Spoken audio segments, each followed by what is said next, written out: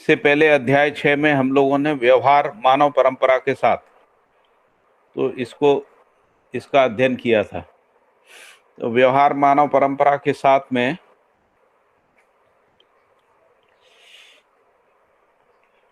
व्यवहार के स्वरूप को समझा, व्यवहार किस तरीके से परिवार और परिवार मूलक स्वराज व्यवस्था में होता है उसको समझा, व्यवहार के लिए जो आवश्यक शिक्षा का स्वरूप है जिसको व्यवहार शिक्षा भी बोल सकते हैं, उस स्वरूप पे थोड़ी सी चर्चा हुई। फिर जो शिक्षा है तो शिक्षा के साथ व्यवस्था पे बात हुई। तो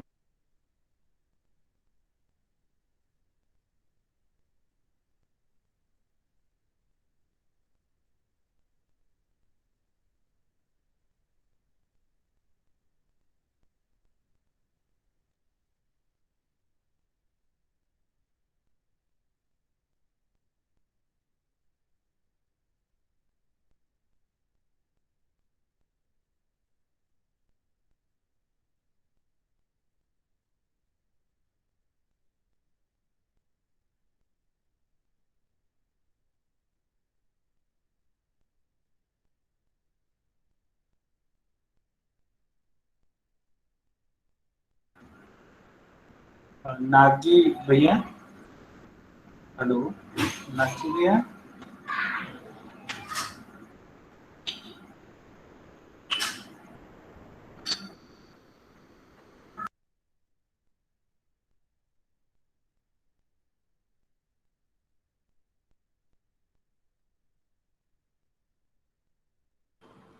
भैया डिस्कनेक्ट हो गए क्या सुनील भैया? हाँ भैया।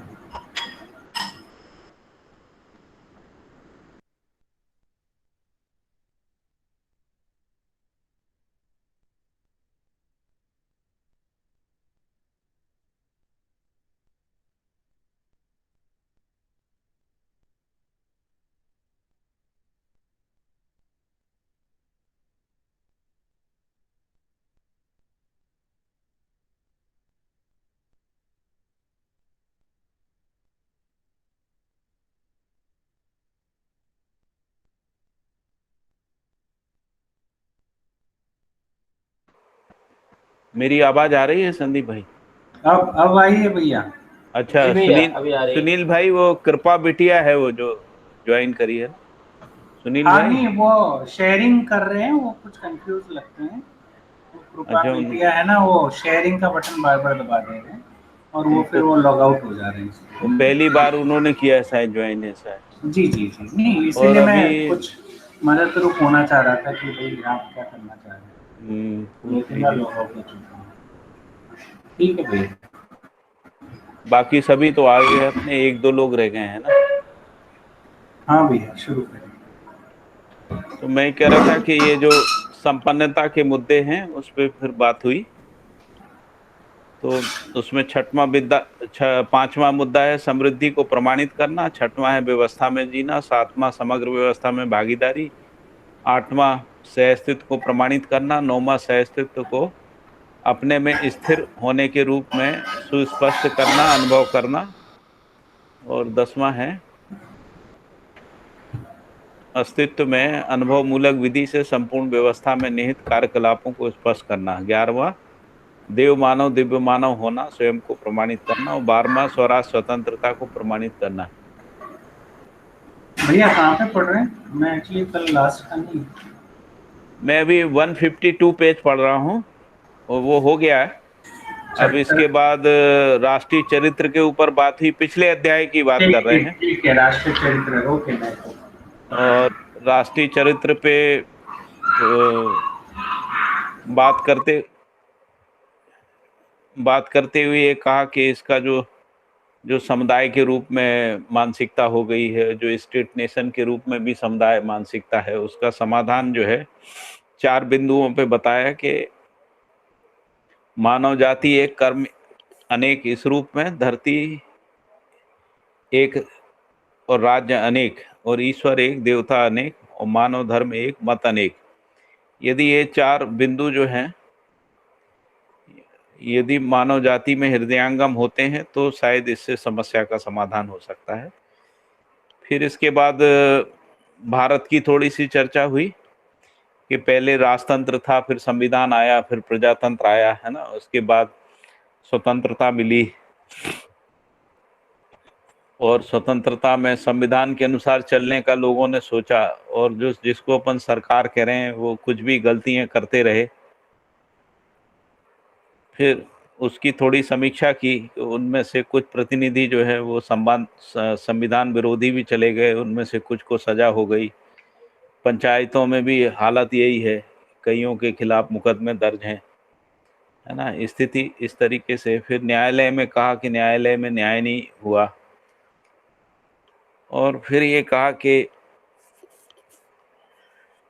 सारे अपराध, अन्याय, गलतियां मानव की नासमझी की उपज है, तो समझदारी के उपरांत मानव का आचरण निर्धारित हो जाता है।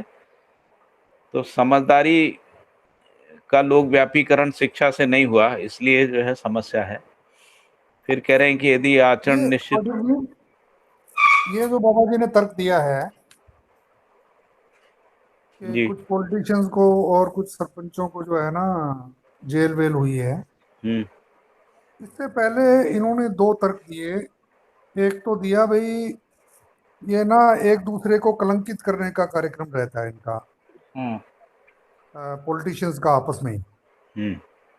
मीन्स कलंकित करने का मतलब यही होता है भाई, जो है ना किसी की पॉलिटिकल हत्या करनी हो, षड्यंत्र अरे करने हो दूसरे अभी के अपन खिलाफ। देख ही रहे ना, वो कह रहे हैं कि मोदी जी चोर हैं, दूसरा कह रहा है ये राष्ट्रद्रोह हाँ है ना। सुनते तो जाओ, एक तो ये तर्क दिया बाबा जी एक ने, दूसरे का कलंकित करना ही तो चल रहा है पूरा और राजनीति में। दूसरा बाबा जी ने न्यायपालिका के ऊपर भी एक कटाक्ष किया है कि इसी चैप्टर में ही हाँ, कि न्याय भाई नहीं मिला। हाँ। न्यायपालिका में जो है ना घटना को के आधार पे न्याय नहीं करते, गवाही के आधार पे न्याय करते हैं। हाँ।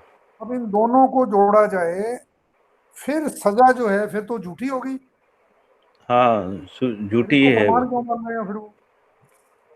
है। फिर इसको डेमोक्रेसी की फेल्योर का प्रमाण क्यों मान रहे हैं? किसको? भाई किसी आदमी को, अगर किसी पॉलिटिशियन को अगर सजा हो गई है हाँ। तो उसके ये दो दो कारण हो सकते हैं ना, कि उसके विरोधी ने तो उसके खिलाफ गवाहियां दी, तो हाँ। न्यायालय ने उन गवाहियों को मान लिया। हम्म। और न्यायालयों में भी अपन देख रहे हैं कि लोअर कोर्ट ने किसी को बरी किया, उसके बाद हाई कोर्ट ने उसको सजा दे दी, फिर सुप्रीम कोर्ट ने कुछ इम्प्लीकेट और कर कर दिया, दिया। और हाँ, ये सुप्रीम सब कोर्ट चल ने ही कुछ रहा है। कर दिया। तो इसमें अपन ये कैसे कैसे हैं भाई, जो पॉलिटिशियन जेल के अंदर है he is really culprit, we can't say that. नहीं, ये कहाँ कह रहे कल्प्रिट है, वो तो ये कह रहे हैं कि नौबत ऐसी आ गई है। ऐसा मतलब जिस संविधान का शपथ लिए उस संविधान के खिलाफ जो है वो काम कर रहे हैं, तो ये अंतर अंतर विरोध को बता रहे हैं वो। और उस संविधान के नहीं आधार उसमें पे जो जो न्यायपालिका यही, निकली उसमें न्याय नहीं हुआ, हाँ ऐसा कह रहे उसमें हैं। जो, हाँ न्यायपालिका में ही गड़बड़ होगी तो फिर वो चाहे संविधान के हिसाब से चले चाहे ना चले। बल्कि मेरा तो ऐसा मानना है कि जो नहीं, आदमी संविधान के न्यायपालिका खिलाफ थोड़ी चलता है। सर्वोच्च सर्वोच्च तो जो है ना वो स्टेट होता है, तो उसमें भी नहीं पार्लियामेंट सर्वोच्च होती तो है, न्यायपालिका और तो है, उससे भी संविधान के खिलाफ। न्यायपालिका के ऊपर भी संविधान है ना, संविधान के अनुसार संयत रहना है, संविधान को मानना है, संविधान के अनुसार जीना है, यही मुख्य बात होती है। लेकिन जो सरकारें आई उन्होंने संविधानों के साथ बहुत छेड़खानी करी, बहुत सारा मनमानी करी, संविधान को भी नहीं माना, तो ये एक अंतर्विरोध हुआ सरकार और कॉन्स्टिट्यूशन के बीच में। और हाँ उसके अंतर्विरोध के कारण से ये स्थिति भी बन गई कि कई नेताओं को जेल जाना पड़ा, है ना। और जो जो पंचायती राज की बात हुई तो उसमें भी ऑलमोस्ट यही स्थिति बनी। फिर उसके बाद वो ये कह रहे हैं कि, और फिर यदि न्यायपालिका देखो तो तीनों की बात कर रहे हैं वो, कार्यपालिका, न्यायपालिका, विधायिका, है ना, तीनों की बात कर रहे हैं, तो तीनों में कंट्राडिक्शन है। न्यायपालिका में कंट्राडिक्शन ऐसा है कि हम लोग गलती जो करेगा उसको अपराध मुक्त करने की कोई विधि हमारे यहाँ विकसित नहीं हुई। तो न्यायपालिका में अपराध से मुक्त होने के लिए कोई व्यवस्था न्यायपालिका में नहीं है। एक तो बात ये हुई, दूसरी बात है कि न्याय नहीं है, फैसला है, जजमेंट है ना। तो न्याय का मतलब है कि दोनों उभय पक्ष में तृप्ति होना चाहिए, तो वो नहीं हुआ, केवल गलती वाले को सजा हो गई। जबकि न्याय का परिभाषा ऐसा नहीं है, जो यदि आप जुडिस्प्रूडेंस में जाके न्याय का डेफिनेशन देंगे और जिसको दंड है, दंड के सिद्धांतों को पढ़ेंगे तो दंड के बारे में कहा गया है कि दंड जो है अमानवीय है। और अमानवीय क्यों है? क्योंकि गलती करने वाले को दुखी करके सुखी होने की कामना है, जिसको सैडिस्टिक प्लेजर बोलते हैं ना। तो न्याय जो है वो दंड नहीं है, दंड अलग चीज है, न्याय अलग चीज है। लेकिन न्यायपालिका से केवल दंड ही निकला, न्याय नहीं निकला, एक बात है। दूसरी बात है कि जो गलती करने वाला है उसको हमने जेल में डाल दिया, तो जेल कोई सुधार गृह तो है नहीं, बल्कि और गलती करने वालों के बीच में डाल दिया उसको। तो उससे क्या हो रहा है कि और जब भी वो सजा काट के निकलता है तो और गलतियां सीख के ही आता है, आमतौर पे ऐसा देखने को मिल रहा है। तो इसमें एक व्यवस्था ये होना चाहिए थी कि यदि मान लीजिए हमने किसी को जेल में डाला है तो उसको सही बनाने का कोई एक इंतजाम होना चाहिए, जिसको अभी आज की भाषा में कह रहे हैं कि jail as a reformatory centre होना चाहिए। बाबा जी इस बात को 30 साल पहले बोल रहे थे। अभी बाबा जी तो ये बोल रहे हैं कि जेल होनी नहीं चाहिए, परिवार में न्याय होगा तो जेल की आवश्यकता नहीं पड़ेगी। हाँ, लेकिन ये जो संस्थागत जिस पे अभी मानव जाति की स्वीकृति है ना, उसमें जो कंट्राडिक्शन है वो तो बताने ही पड़ेंगे ना, तभी तो विकल्प की बात आएगी, नहीं तो विकल्प कैसे मानेंगे लोग? या तो हाँ, उसमें ये बात सुधार तो हो है। जाता है ना, या तो इसमें सुधार हो जाए, तो अभी तक तो सुधार आया नहीं कोई भी। Jail as a reformatory centre की बात है तो कहीं मेडिटेशन सिखा रहे हैं, कहीं आसन प्राणायाम सिखा रहे हैं, कहीं उनको कुछ बनाना बनाना सिखा रहे हैं, स्किल का ट्रेनिंग दे रहे हैं। अभी इतना ही हुआ है, लेकिन व्यवहार का ट्रेनिंग नहीं है ना। शरीर शरीर के ऊपर ही वो उनका है सारा फोकस। हाँ, सारा उसी पे। वो जो भी प्राणायाम है शरीर को ही कुछ ठीक कर सकते हैं, विचार के ऊपर तो कोई है नहीं ना। हम्म, क्योंकि विचार वहां पर ये मान्यता ही नहीं है ना कि विचार अपराध जो है व्यवहार के कारण से होते हैं। तो सब यही मानते हैं कि खाने पीने नहीं मिल रहा है इसलिए अपराध कर रहा है ऐसा, तो उसको रोजगार मिल जाएगा, अपना रोटी पानी कर रहेगा तो आराम से जी लेगा। जबकि ज्यादातर अपराध जो है ना व्यवहार के कारण से हो रहे इसमें पेज 159 पे पाठक जी हैं। स्वतंत्रता का जो इलस्ट्रेशन दिया है बाबा जी ने, हाँ, ये मैं आपसे कंफर्म करवाना चाह रहा था कि मैंने ठीक समझा है क्या। बताइए। यहाँ इन्होंने लिखा है कि ये 6 जो गुण हैं, हम्म स्वयं में विश्वास, श्रेष्ठता का सम्मान, है ना, हम्म इनसे इनमें अगर कोई आदमी परफेक्ट हो जाता है हम्म तो उसकी जो नेक्स्ट गति बनती है वो गति बनती है व्यवहार में सामाजिक होने की। हम्म यानी कि 5 योजनाएं जो दी हैं, हम्म स्वास्थ्य, संयम और शिक्षा संस्कार, इसमें आदमी भागीदारी करता है।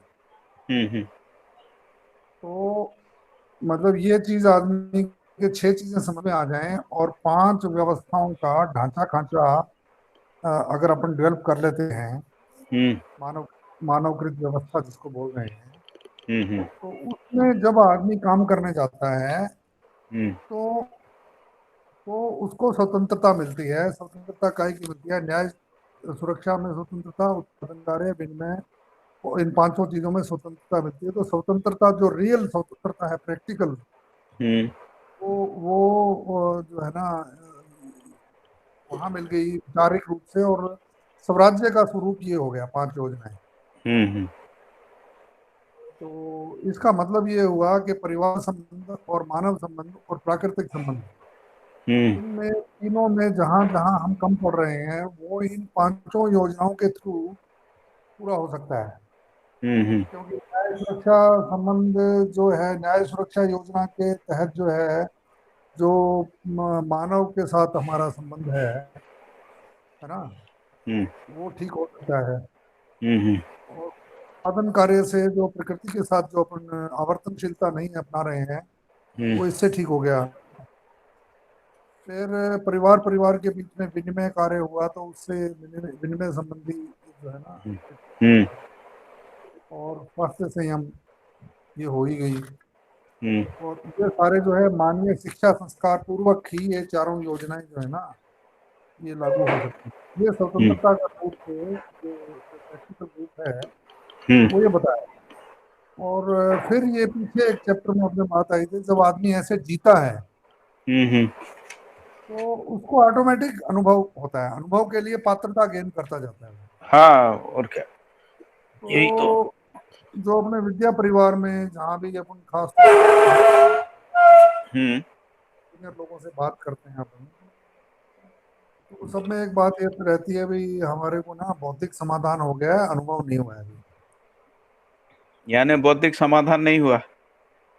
हाँ नहीं, वो सब लोगों का ऐसा ही कहना होता है, आपसे भी मैंने कई बार सुना है कि भाई हाँ, हमारा बौद्धिक समाधान तो हो गया है लेकिन नहीं, मैंने अनुभव तो कभी नहीं बोला ऐसा।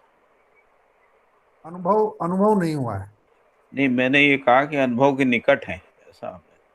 हाँ तो ये अनुभव तक पहुंचने का, अनुभव के लिए पात्रता का एक रास्ता यहाँ बता रहे हैं। ये ऐसा ही हम्म है कुछ और?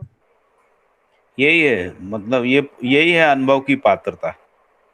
तो उसके यदि लिए जो हमारे मानव पास क्या क्षमता क्यों है। कैसे का उत्तर आ गया, हमारे पास श्रेष्ठता का सम्मान का संस्कार आ गया, हम्म, और प्रतिभा और व्यक्तित्व में संतुलन हो गया, मतलब हम जैसा समझे हुए हैं वैसे ही जी रहे हैं, हम्म, और उत्पादन पूर्वक हम स्वावलंबी हो गए, तो हम्म। इसी का नाम तो स्वयं, इसी को तो कह रहे हैं कि ये अनुभव है। यदि ये नहीं हुआ तो है तो इसमें जो अनुभव नहीं है।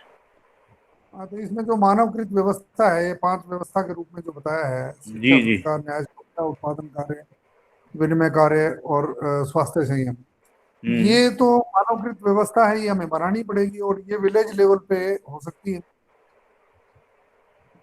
हाँ, मतलब तो ये। जो परिवार मूलक व्यवस्था में जो तीसरा सोपान है, हाँ। जिसको अपन ग्राम बोल रहे हैं, हम्म ग्राम सभा, हम्म उसमें ही ये हो सकता है मिनिमम, मतलब उसमें भी ये बहुत सारी चीजें नहीं हो पाएंगी उसमें, लेकिन इसमें नहीं, वो ज्यादातर हो बाबा जाएंगी। जी ने मानवीय शिक्षा के बारे में ये कहा है। पहली शिक्षा जो है वो परिवार में ही होती, माता पिता हाँ और उसके। हाँ हाँ फिर दूसरी शिक्षा परिवेश से होती, आस पड़ोस से, मतलब हम लोग मान लीजिए 10 परिवार कहीं रहते हैं, 10 परिवारों में हाँ आपस में जो भागीदारी है उनमें शिक्षा होती। तीसरी शिक्षा समाज में होती।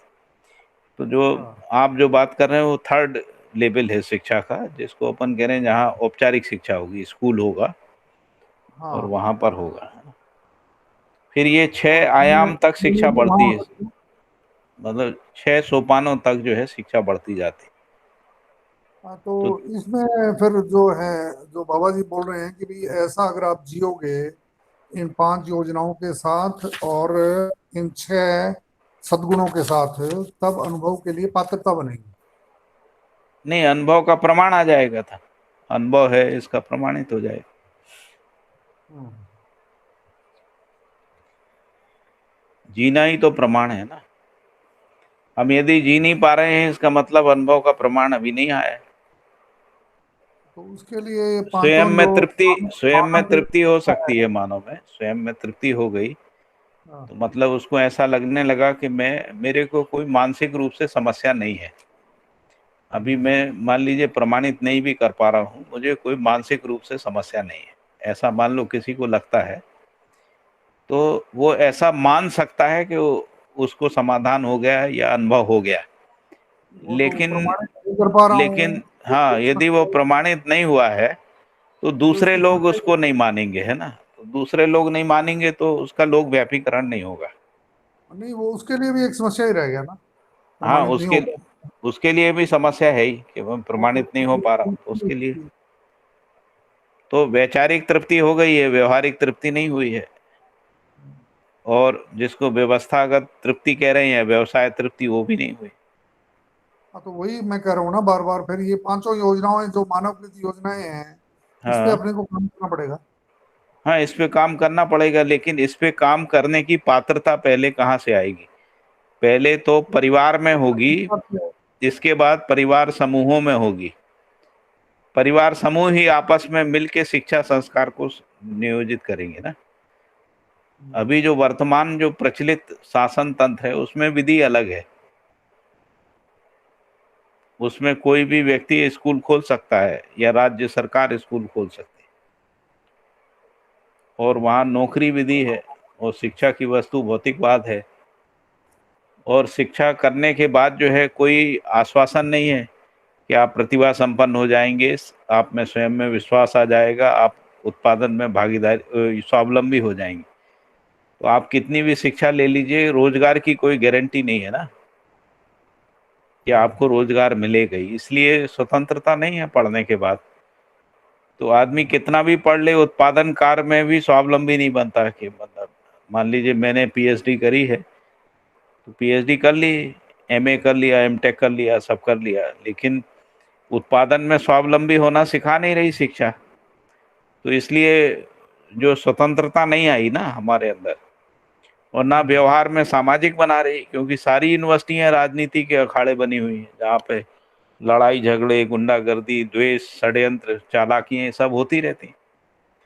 तो व्यवहार में सामाजिक, तो वो भी स्वतंत्रता नहीं है। तो अभी तो कहीं है ही नहीं, दिखता नहीं, स्वयं में विश्वास आता ही नहीं। आप खुद ही देखते हो स्कूल में जो टीचर आते हैं, जिनका आप सिलेक्शन करते होगे, वो तो होगा ही नहीं ना अभी, जो उनमें विचार है विश्वास हमारे ही नहीं पास, रहता है। वो तो हो ही नहीं सकता जब अपने पास हो ही नहीं। विचार ही अधूरा हाँ है। भाई हम हाँ। जो है ना, जीने में हम आस्थावाद भौतिकवादी हैं और बोलने में हम आस्थावादी हैं। हम्म। तो इन दो विचारों को लेके अपन जितना भी कोई सिर कूट ले, वो होने वाला है ही नहीं।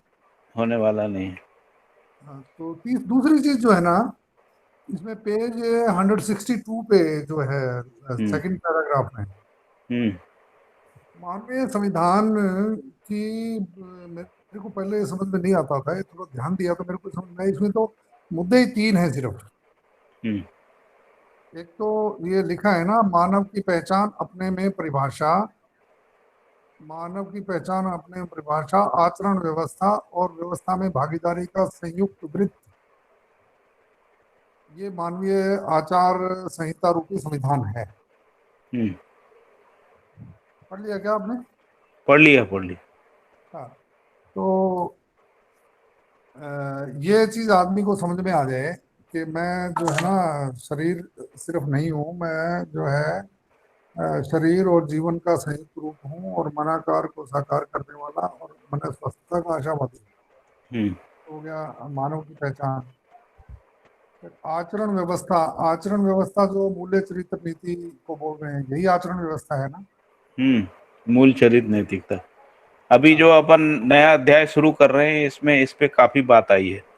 हाँ, और तीसरी जो इसमें वृत्त का जो तीसरा बिंदु है, वो है व्यवस्था में भागीदारी। हम्म तो ये परिवार मूलक स्वराज्य व्यवस्था, जिसकी ये 5 कंपोनेंट्स हैं, न्याय, सुरक्षा, हम्म शिक्षा, हम्म संस्कार, इसका मतलब ये मानवीय संविधान अगर कहीं लागू है तो उसके ये 3 प्रमाण हैं मतलब। हम्म फिर इन्होंने मनस्वस्थता को भी एक अलग ढंग से यहाँ मतलब जो है ना, पहले जैसे अपने को मतलब ये था कि मनस्वस्थता का मतलब सुख, तो यहाँ जो 100 पेज नंबर 163 पे सुख का एक अलग मीनिंग बताया इन्होंने। हम्म सुख का मतलब है समझदारी, और समझदारी का मतलब है वही 3 टांगे, अस्तित्व, दर्शन, ज्ञान, जीवन ज्ञान हम्म और मानवतापूर्ण आचरण। हम्म। इसी को मनस्वस्थता बोल रहे हैं। हाँ, इसी को मन स्वस्थता करें, यदि वो आचरण में प्रमाणित होता है, हाँ केवल भाषा में नहीं। तो हाँ इसीलिए जो इसका 163 का सेकंड पैरा है, उसमें कह रहे हैं मानवीयतापूर्ण आचरण को सहस्त्र रूपी दर्शन के आधार पर, जीवन ज्ञान के आधार पर पहचाना गया। मानवीयतापूर्ण आचरण का आयाम संबंधों को पहचानना, मूल्यों का निर्वाह करना, मूल्यांकन करना, परस्परता में तृप्ति पाना।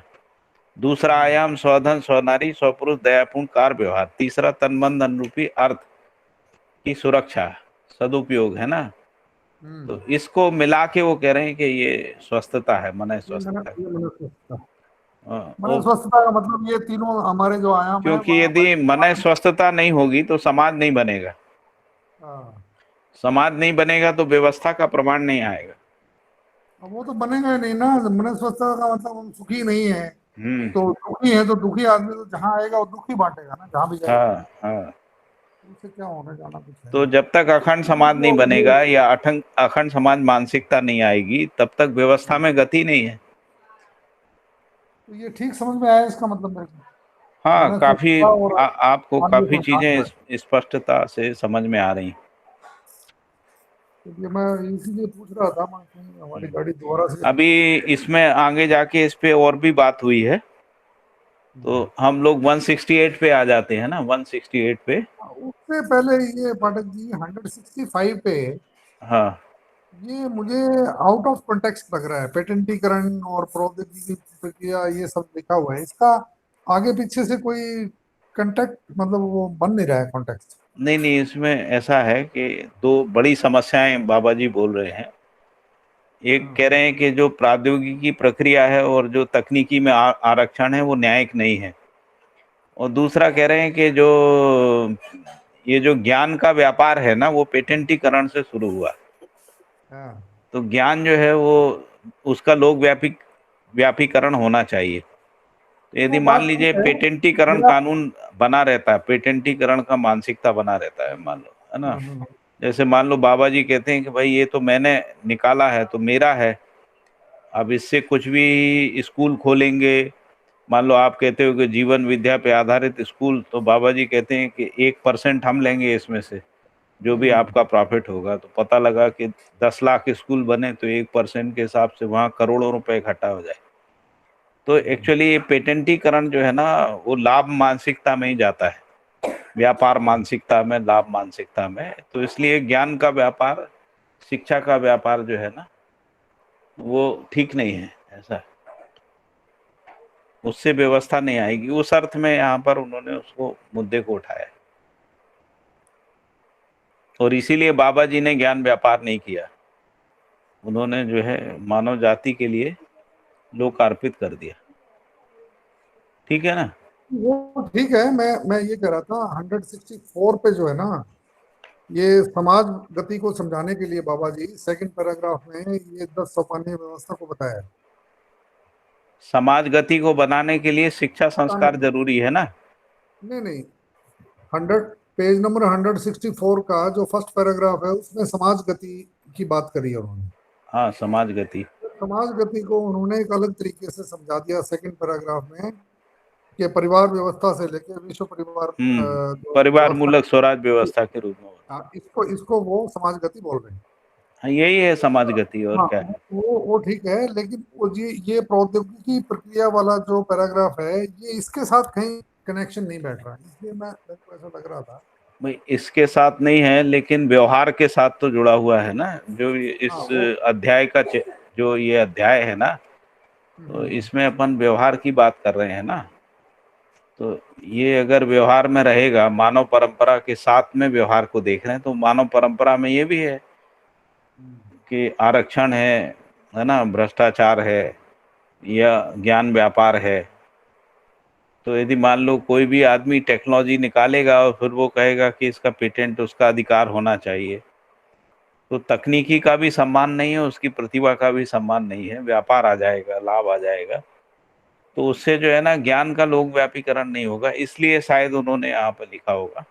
वैसे मैं आपको एक बात और बताना चाहता हूँ, ये जो व्यवहारात्मक जनवाद है हाँ हाँ और जो मानव अपना अभ्यास दर्शन है ना, अभ्यास दर्शन, हाँ हाँ तो ये सब बाबा जी डायरी में लिखते रहते थे, है ना, अपना हाँ जब जो आ गया तो उसको लिखते रहते थे डायरियों में। हम्म, और ऐसा बहुत डायरियों में लिखते लिखते फिर उसको बाद में किताब के रूप में कंपाइल किया, है ना।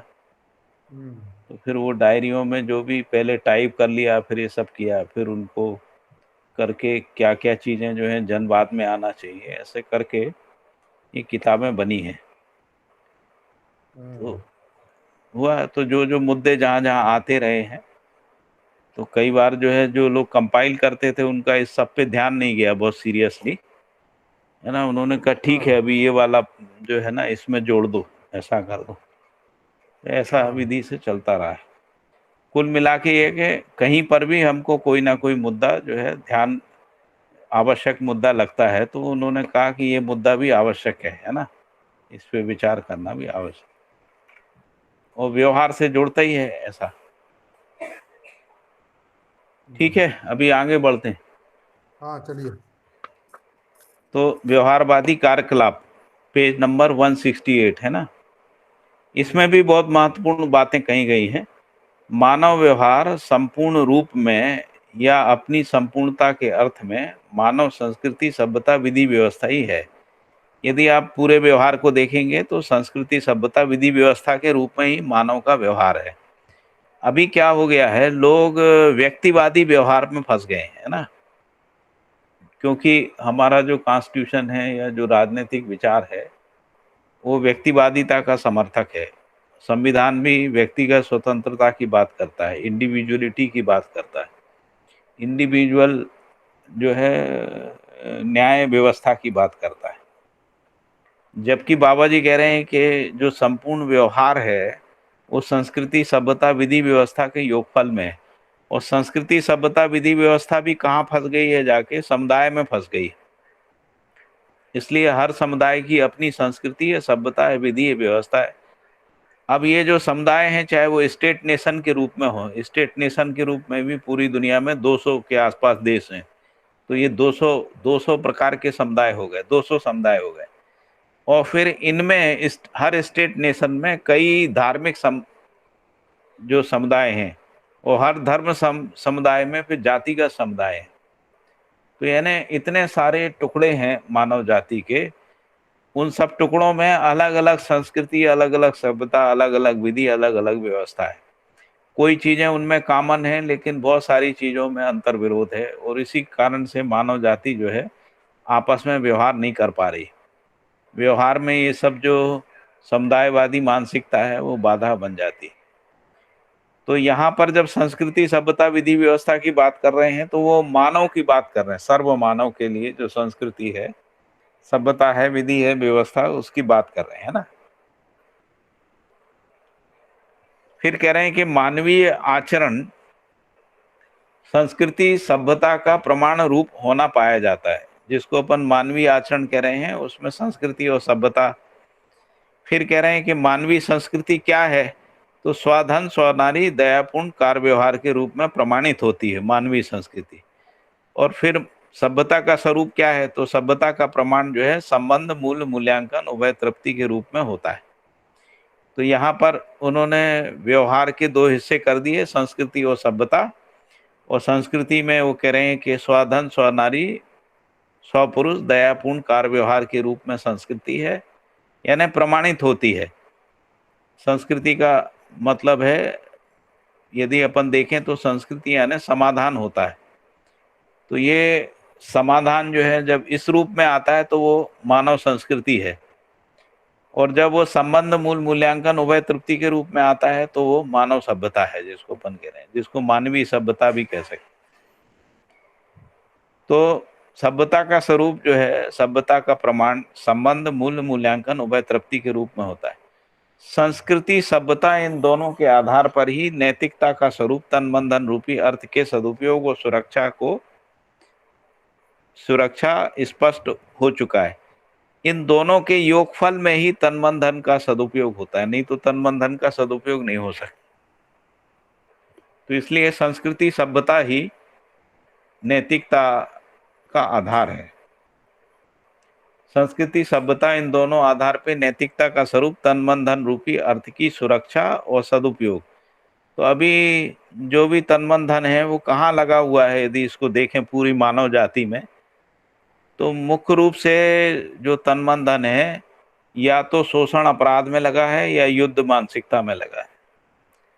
जो भी दाल रोटी लोगों की चल रही है उसके अलावा जो भी तन मन धन है मानव के पास अभी भी, क्योंकि भ्रमित मानव भी आवश्यकता से अधिक उत्पादन कर रहा है, तो वो जो आवश्यकता से अधिक उत्पादन है वो समाज गति में नहीं लग रहा है, या तो लड़ाई झगड़े युद्ध में लग रहा है, क्योंकि हर देश जो है अपनी सुरक्षा पे बहुत बड़ी राशि को खर्च करता है। और ये सुरक्षा दोनों प्रकार की है, जो पड़ोसी देश हैं या जो इंटरनेशनली जो हैं उन सब से, है ना। अब जैसे मान लीजिए अमेरिका और चाइना पड़ोसी नहीं है लेकिन झगड़ा तो है, और इसके कारण से अमेरिका अपने हवाई जहाज भेज रहा है या पानी के जहाज भेज रहा है, चाइना भी जो है हस्तक्षेप करता है। तो इससे पता लगता है कि जो तन मन धन का जो सुरक्षा है वो नहीं हो पा रही है, क्योंकि संबंध का पहचान नहीं है। यानी जो राष्ट्र राष्ट्र के बीच में, देश देश, समुदाय समुदाय के बीच में, या जाति जाति के बीच में, वर्ग वर्ग के बीच में जो है ना, संबंध का पहचान नहीं है। क्यों पहचान नहीं है? कि मूल रूप से परिवार में ही नहीं है ना। परिवार में व्यक्तिवाद आ गया, तो इसके कारण से परिवार में ही संबंध का पहचान नहीं। बेसिकली तो परिवार ही है ना व्यवस्था की इकाई। फिर कह रहे हैं कि इसके आधार पे मानवीयतापूर्ण आचरण स्पष्ट हो चुका है, इस मुद्दे पे लोक स्वीकृति की आवश्यकता है। तो बाबा जी ने अपने तरीके से जो जिसको अपन कह रहे हैं कि मानवीयतापूर्ण आचरण, उसका एक ढांचा खांचा बना दिया है, और वो ढांचा खांचा काफी तर्क सम्मत विधि से लगता है कि ये काफी ठीक है। तो कह रहे हैं कि इस मुद्दे को, यानी जो मानवीय आचरण रूपी जो मुद्दा है, इसकी लोक स्वीकृति की आवश्यकता है। क्योंकि यदि लोक स्वीकृति नहीं होगी तो जो परिवार मूलक स्वराज व्यवस्था है, या जिसको हम लोग मानवीय शिक्षा कह रहे हैं, वो ही शुरू नहीं होगी, तो समाज गति नहीं बनेगी। तो फिर वो कह रहे हैं कि लोक स्वीकृति की आवश्यकता है ही, यह जनचर्चा का मुद्दा है, और इसीलिए इसको जो है उन्होंने जनवाद में उठाया है इस मुद्दे को। फिर आगे कह रहे हैं कि मानवीयतापूर्ण आचरण को हर विधा में पहचानने की विधि सहित संविधान, मानवीय संविधान है। तो यदि अपन मानवीय संविधान को देखें तो मानवीय संविधान कोई लिखित किताब नहीं है। मानवीय संविधान का मतलब है मानवीयतापूर्ण आचरण हर विधा में पहचानने की विधि। हर विधा से मतलब क्या है? तो परिवार से लेकर विश्व परिवार तक। हर विधा का मतलब है कि शिक्षा संस्कार से लेके जो पांचों व्यवस्थाओं की बात हुई है ना, उन पांचों व्यवस्थाओं में भी मानवीयतापूर्ण आचरण को पहचानना पड़ेगा। उसी को मानवीय संविधान कह रहे हैं। तो मानवीयतापूर्ण आचरण को हर विधा में पहचानने की विधि सहित संविधान मानवीय संविधान है। मानव परंपरा के लिए आचार संहिता की आवश्यकता बनी ही रहती है। तो जो भ्रमित मानव है उसमें भी आचार संहिता की आवश्यकता बनी रहती है। जैसे अभी जितने भी समुदाय हैं वो किसी न किसी आचार संहिता से ही चलते हैं। जैसे हिंदू समाज है तो वो मनु धर्म शास्त्र के आधार पे उनकी आचार संहिता है। हम लोग यदि प्रजातंत्र में देखेंगे अपने देश में, तो यहाँ पर नागरिक आचार संहिता है। हालांकि वो नागरिक आचार संहिता जो है संविधान में बन नहीं पाई, जिसको अपन कॉमन सिविल कोड कह रहे हैं, वो हो नहीं पाया। लेकिन आवश्यकता बनी रहती है। क्यों नहीं हो पाया? क्योंकि अभी जो समाज है वो अपनी अपनी रिलीजियस कोड ऑफ कंडक्ट से चल रहे हैं। जैसे मुस्लिम लोग जो है मुस्लिम पर्सनल लॉ से चल रहे हैं, क्रिश्चियन लोग क्रिश्चियन पर्सनल लॉ से, क्रिश्चियन लॉ से चल रहे हैं, हिंदू जो है हिंदू कोड से चल रहा है। फिर इसमें कुछ स्पेशल प्रोविजन भी हैं। जैसे हिंदू तो हैं लेकिन वो ट्राइबल हैं, और ट्राइबल का अपना ट्रेडिशन है ना। जैसे मान लो हिंदू में एक पत्नी का प्रोविजन है हिंदू कोड में, लेकिन ट्राइबल कोड में नहीं है। तो ट्राइबल कोड में स्पेशल प्रोविजन दिया हुआ है। तो वो कह रहे हैं कि इसीलिए जो आचार संहिताओं की आवश्यकता रही है, इसीलिए उन्होंने मानवीय आचार संहिता को क्रम से स्पष्ट कर लेना ही अपने आप में जनमानस के लिए महत्वपूर्ण उपलब्धि है। तो ये जो आवश्यकता थी, इस आवश्यकता की पूर्ति के लिए मानवीयतापूर्ण आचरण को हर विधा में पहचानने की विधि के रूप में मानवीय संविधान, और मानवीय संविधान जो है मानवीय आचार संहिता के रूप में प्रतिपादित किया है। और वो कह रहे हैं कि ये मानव की जो है महत्वपूर्ण उपलब्धि है इस यहाँ तक पहुंचना, है ना। फिर कह रहे हैं मानव अपने में बहुमुखी परिवर्तनशील है। ऐसे परिवर्तन में परिवार व्यवस्था में भागीदारी और समग्र व्यवस्था में भागीदारी प्रधान कार्यकलाप है। क्योंकि मानव अपने में बहुमुखी परिवर्तनशील है ना, बहुत। तो ऐसे प्रवर्तन में परिवार व्यवस्था में भागीदारी से शुरू होके विश्व परिवार तक जाएगा, है ना। समग्र व्यवस्था में भागीदारी प्रधान कार्यकलाप। यहाँ पर एक बहुत महत्वपूर्ण बात कह रहे हैं वो आगे जाके, आचरण पूर्वक ही हर मानव हर क्रियाकलापों को कृतकारित अनुमोदन विधि से कायिक वाचिक मानसिक रूप से व्यक्त करता है। तो जो भी मानव क्रियाकलाप करता है, चाहे वो कृतकारी तन्मोदन हो, चाहे वो मानसिक वाचिक और कायिक हो, इसमें आचरण ही मूल मुद्दा है। और फिर इसके बाद उन्होंने कहा कि परिवार के बिना मानव की पहचान होती नहीं है।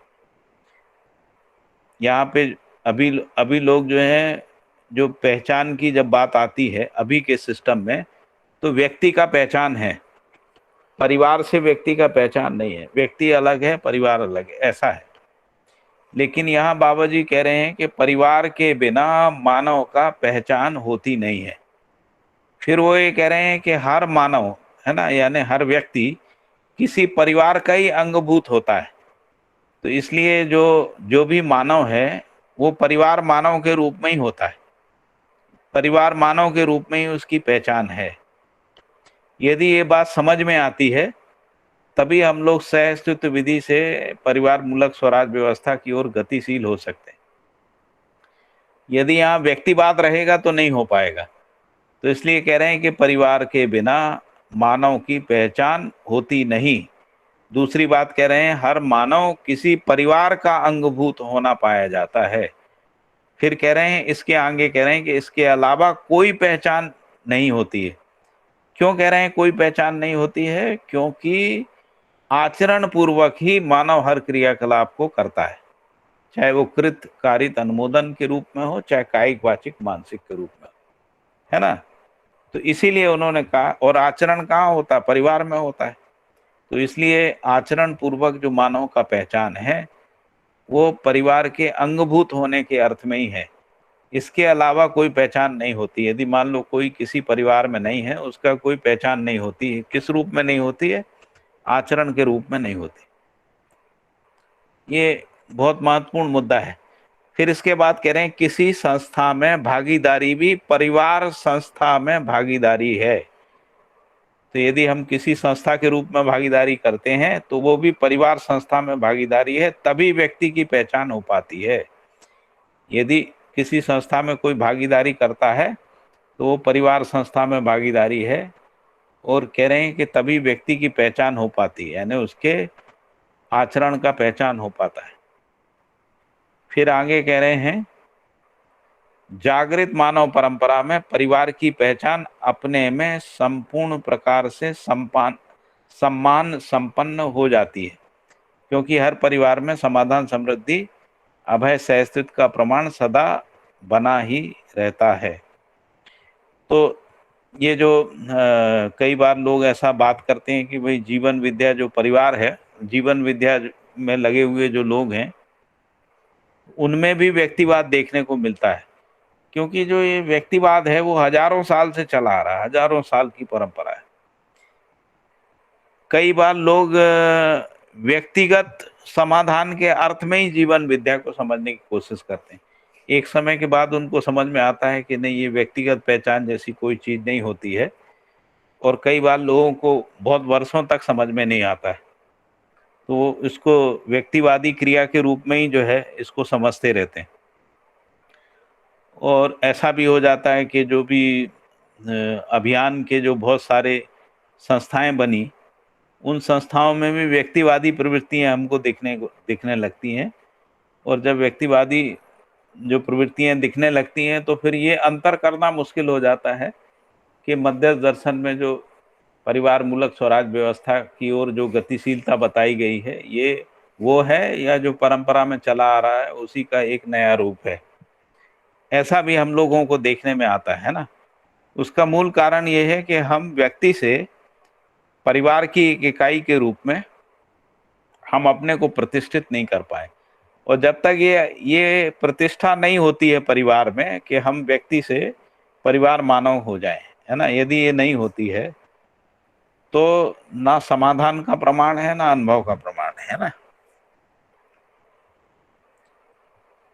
तो इसमें लिखा है कि जो जागृत मानव परंपरा में परिवार की पहचान अपने आप में संपूर्ण प्रकार से सम्मान संपन्न हो जाती है ना। यहाँ सम्मान का मतलब प्रतिष्ठा ही से है, प्रतिष्ठित हो जाती है, क्योंकि हर परिवार में समाधान, समृद्धि, अभय, सहस्त्रत्व का प्रमाण सदा बना ही रहता है। इससे अधिक उपलब्धि की आवश्यकता नहीं रह गई। यही मानव परंपरा में से के लिए परम लक्ष्य और उपलब्धि है। इसी क्रम में जीवनाकांक्षा, महत्वाकांक्षा, मानवाकांक्षा ओतप्रोत विधि से सफल होना पाया जाता है। क्योंकि ये इसको यदि हम देखते हैं तो पहले मानवाकांक्षा पूरी होती है, मानवाकांक्षा पूरी होती है तो जीवनाकांक्षा हो जाती है। तो ये आपस में ओतप्रोत हैं, है ना। फिर इसके बाद उन्होंने कहा कि जब परंपरा में यदि हम देखते हैं तो जीवनाकांक्षा के अर्थ में ही संभवतः साधना, अभ्यास, योग, ध्यान आदि को परंपरा में पहचानने का प्रयास किया। तो बाबा जी कह रहे हैं जीवनाकांक्षा यानी सुख, शांति, संतोष, आनंद के लिए ही, उसके अर्थ में ही लोगों ने साधनाएं की, अभ्यास किया, योग किया, ध्यान किया, आदि को परंपरा में पहचानने का प्रयास किया। यानी किसको? सुख, शांति, संतोष, आनंद। इन सारे प्रयासों को प्रयास के रूप में देखा गया, जिसका फलन लोक व्यापीकरण के रूप में नहीं हुआ। तो कह रहे हैं कि भले लोगों ने सुख के अर्थ में ही ये सब किया, लेकिन इसका लोक व्यापीकरण नहीं हुआ। यदि इन प्रयासों को देखें तो प्रयासों का लोक व्यापीकरण नहीं हुआ, और यदि किसी को सुख उपलब्ध हुआ तो उसका भी लोक व्यापीकरण नहीं हुआ। यदि जीवनाकांक्षा रूपी सुख, शांति, संतोष, आनंद प्रमाणित हो पाता, तब यह समाधान, समृद्धि, अभय, सहस्तित्व प्रमाणित होना अवश्यंभावी हो जाता है ना। यदि ये सुख, शांति, संतोष, आनंद के अर्थ में जो साधना, अभ्यास, योग, ध्यान आदि परंपरा में किया गया, यदि इसका लोक व्यापीकरण होता तो मानव परंपरा में समाधान, समृद्धि, अभय, सहस्तित्व प्रमाणित होना अवश्यंभावी होता, लेकिन ऐसा हुआ नहीं। फिर कह रहे हैं कि समझदारी से संपन्न होने के क्रम में ध्यान पूर्वक ही सफल होना पाया जाता है। यहाँ पर भी ध्यान शब्द का उपयोग कर रहे हैं, और पहले भी उन्होंने कहा परंपरा में ध्यान, साधना आदि हुआ है ना, लेकिन फिर वो ध्यान को समझा रहे हैं। ध्यान पूर्वक सफल होने का तात्पर्य है हम जो भी कुछ शब्दों से सुनते हैं, सटीक सुनने से स्मरण तंत्र तक पहुंचता है। यदि उसको सही तरीके से मन लगा के सुनते हैं तो हमारी स्मृति में ठहरता है। यह सटीक सुनने का तात्पर्य मन लगाकर सुनने से ही है। मन को लगाए रखना ही ध्यान का तात्पर्य है। ध्यान का कुल अर्थ इतना ही है। मानव हर नर नारी में उद्देश्यों के साथ लगना देखा गया है, और वो कह रहे हैं कि ये जो मन लगाना है, ऐसा भी नहीं है कि इसके लिए कोई अलग से अभ्यास करना पड़ेगा। जैसे लोग ये कहते हैं ना कि हमको मन को एकाग्र करना पड़ेगा तभी हमारा मन लगेगा। बाबा जी कह रहे हैं ऐसा नहीं है। वो तो परंपरा में जिसका जो उद्देश्य होता है उसका मन उसमें लगा ही रहता है। जैसे मान लो कोई अपराध उद्देश्य बना लेता है तो उसका मन अपराध में लगा रहता है। कोई जुआ लक्ष्य बना लेता है उसका मन जुए में लगा रहता है। कोई संगीत को उद्देश्य मान लेता है तो उसका मन संगीत में लगा रहता है। तो इसके लिए कोई अलग से अभ्यास की आवश्यकता नहीं है ना। तो केवल अपने उद्देश्य को सही तरीके से पहचानने की आवश्यकता है ना। ऐसा करने से मन लगाने वाला जो प्रॉब्लम है उसके लिए कोई अभ्यास करने की जरूरत नहीं है ना। इसका तात्पर्य उद्देश्यों का होना पहले से स्वीकृत होना आवश्यक है। वो कह रहे हैं कि इससे ये पता लगता है कि यदि उद्देश्य पहले से स्वीकृत रहते हैं तो मन स्वाभाविक रूप से लग जाता है।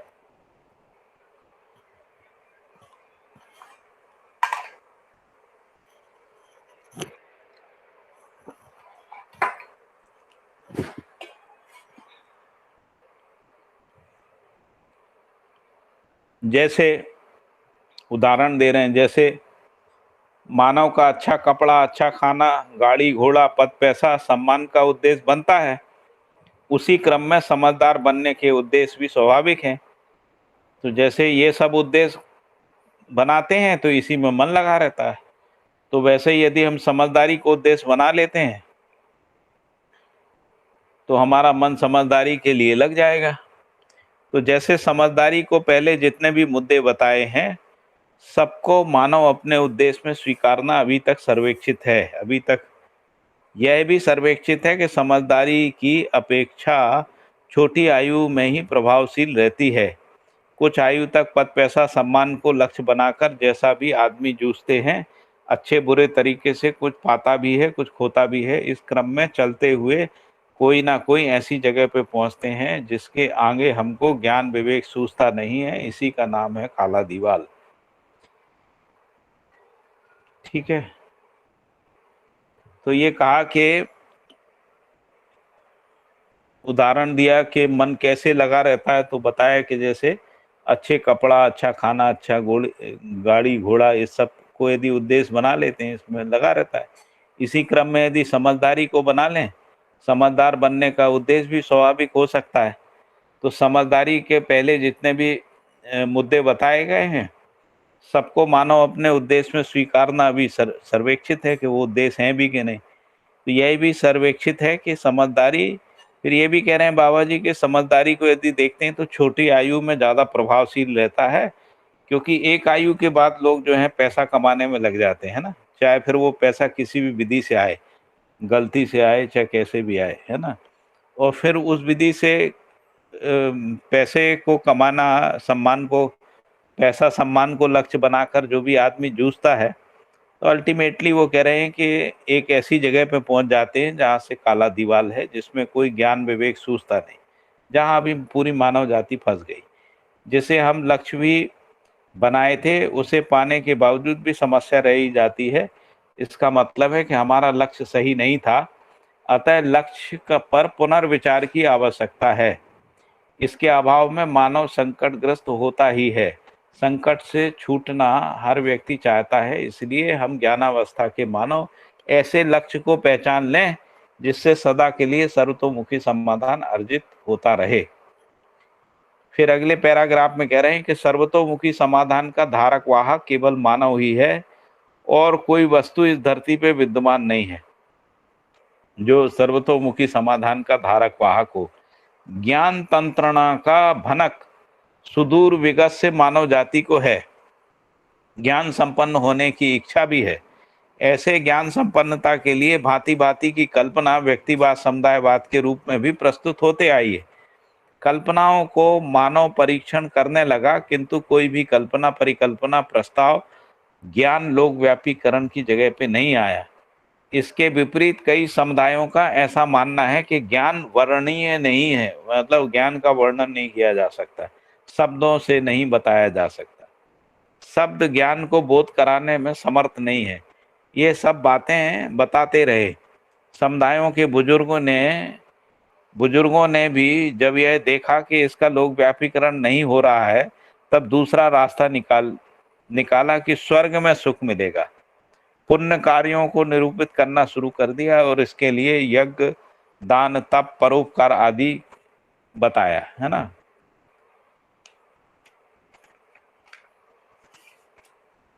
ठीक है, यहाँ तक कोई मुद्दे पे चर्चा करना है कुछ, फिर आगे बढ़े। कोई चीज स्पष्ट नहीं हुई हो तो। सुशील जी, अर्चना बहन, नवनीत भाई जी। ठीक है भैया, हेलो। बिल्कुल। हाँ जी, बोलिए दीदी। नमस्ते भैया। ये ज्ञान तंत्रणा का क्या मतलब है? ज्ञान तंत्रणा, ज्ञान तंत्र जिसको कह रहे हैं, जिसमें नॉलेज सिस्टम जिसको बोलते हैं। अच्छा, आज ठीक की है। बोल सारे। ठीक ठीक है। मतलब कैसे ज्ञान जो है वो पीढ़ी से पीढ़ी में जाएगा, कैसे ज्ञान का संरक्षण होगा, उसकी विधि क्या होगी, ये सब मानव जाति में विगत बहुत सालों से चला आ रहा है। जी हाँ। दीदी, और बताइए।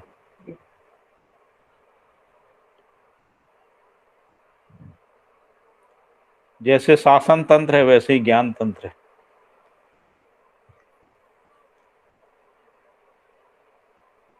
और कोई? सुशील भाई, नवनीत जी, अर्चना बहन, भरत भाई।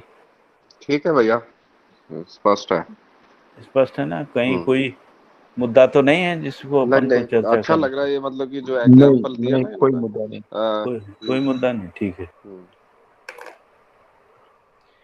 तो ये कहा कि इस अध्याय में कि सर्वतोमुखी समाधान का धारक वाहक मानव ही है और कोई वस्तु नहीं है जिसमें ये सर्वतोमुखी समाधान का धारक वाहक हो। और कोई वस्तु यानी ये जीव जानवरों में नहीं होता, पेड़ पौधे में नहीं होता है, कोई भौतिक वस्तुओं में नहीं होता है ना। फिर कहा कि ज्ञान तंत्रणा का भनक जो है वो सुदूर विगत से मानव जाति को है, ज्ञान संपन्न होने की इच्छा भी है। ऐसे ज्ञान संपन्नता के लिए भांति भांति की कल्पना भी है, जो समुदायवाद, व्यक्तिवाद, समुदायवाद के रूप में प्रस्तुत होते आए हैं। फिर कह रहे हैं कि कल्पनाओं को मानव परीक्षण करने लगा, किंतु कोई भी कल्पना, परिकल्पना, प्रस्ताव ज्ञान लोक व्यापीकरण होने की जगह में नहीं आया। इसके विपरीत कई समुदायों का ऐसा मानना है कि ज्ञान वर्णनीय नहीं है, शब्दों में बताया नहीं जा सकता, शब्द ज्ञान को बोध कराने में समर्थ नहीं है, ये सब बताते रहे। समुदायों के बुजुर्गों ने जब ये देखा होगा कि इसका लोक व्यापीकरण नहीं हो रहा है, तब उन्होंने कहा कि आपको जो सुख है वो स्वर्ग में मिलेगा और इसके लिए पुण्य कार्य करने पड़ेंगे। वो पुण्य कार्य क्या है? तो यज्ञ है, दान है, तप है, परोपकार है, आदि आदि। इस तरीके से पुण्य कार्यों को बताया। फिर आगे कह रहे हैं कि तप में जो कुछ भी स्वीकृतियां विभिन्न समुदायों में बनी है, और तप के लिए भी जो उन्होंने एक सिस्टम क्रिएट किया ना कि कैसे कैसे तप करना है, तो वे सब अपने अपने में एक बेहतरीन तरीके से उन्होंने डिजाइन किया है तप का, जो जन सामान्य के लिए कठिन हो गया है। तो जो भी, जिसको हम लोग स्पिरिचुअल ट्रेडिशंस कहते हैं, उन हर स्पिरिचुअल ट्रेडिशंस में तप करने की एक विधि है। तो सुबह 4 बजे से लेकर रात को सोने तक जो है वो उन विधियों के अनुसार चलना होता है। उसका एक अपना डिजाइन है, सुबह उठो तो ये करो, वो करो, फिर इतने बजे ये करो, फिर संध्या आरती करो, फिर रात में सोते समय तक ये करो, ऐसा आदि आदि। इसमें इसका जाप करो, उसका जाप करो, आदि आदि।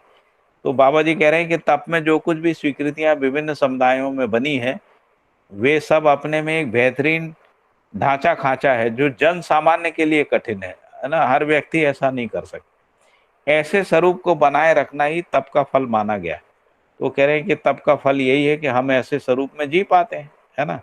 यानी कोई साधु जो है, जैसे जैन साधु होते हैं, तो वो एक प्रकार की जीवन जीते हैं और उसमें वो जी पाते हैं। इसी को कहते हैं कि भाई ये जो है तप का फल है कि हम ऐसा जी पा रहे हैं।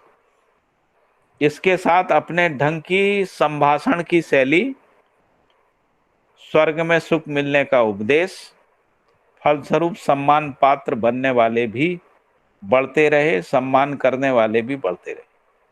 तो उन्होंने कहा कि इसके साथ क्या आ गया, एक प्रकार से वो जो जिसको अपन कर्म कांडों का ढांचा खाचा बोल रहे हैं, वो ढांचे के साथ साथ उनमें थोड़ी वक्तव्य कला, भाषण शैली आ जाती, संभाषण की शैली।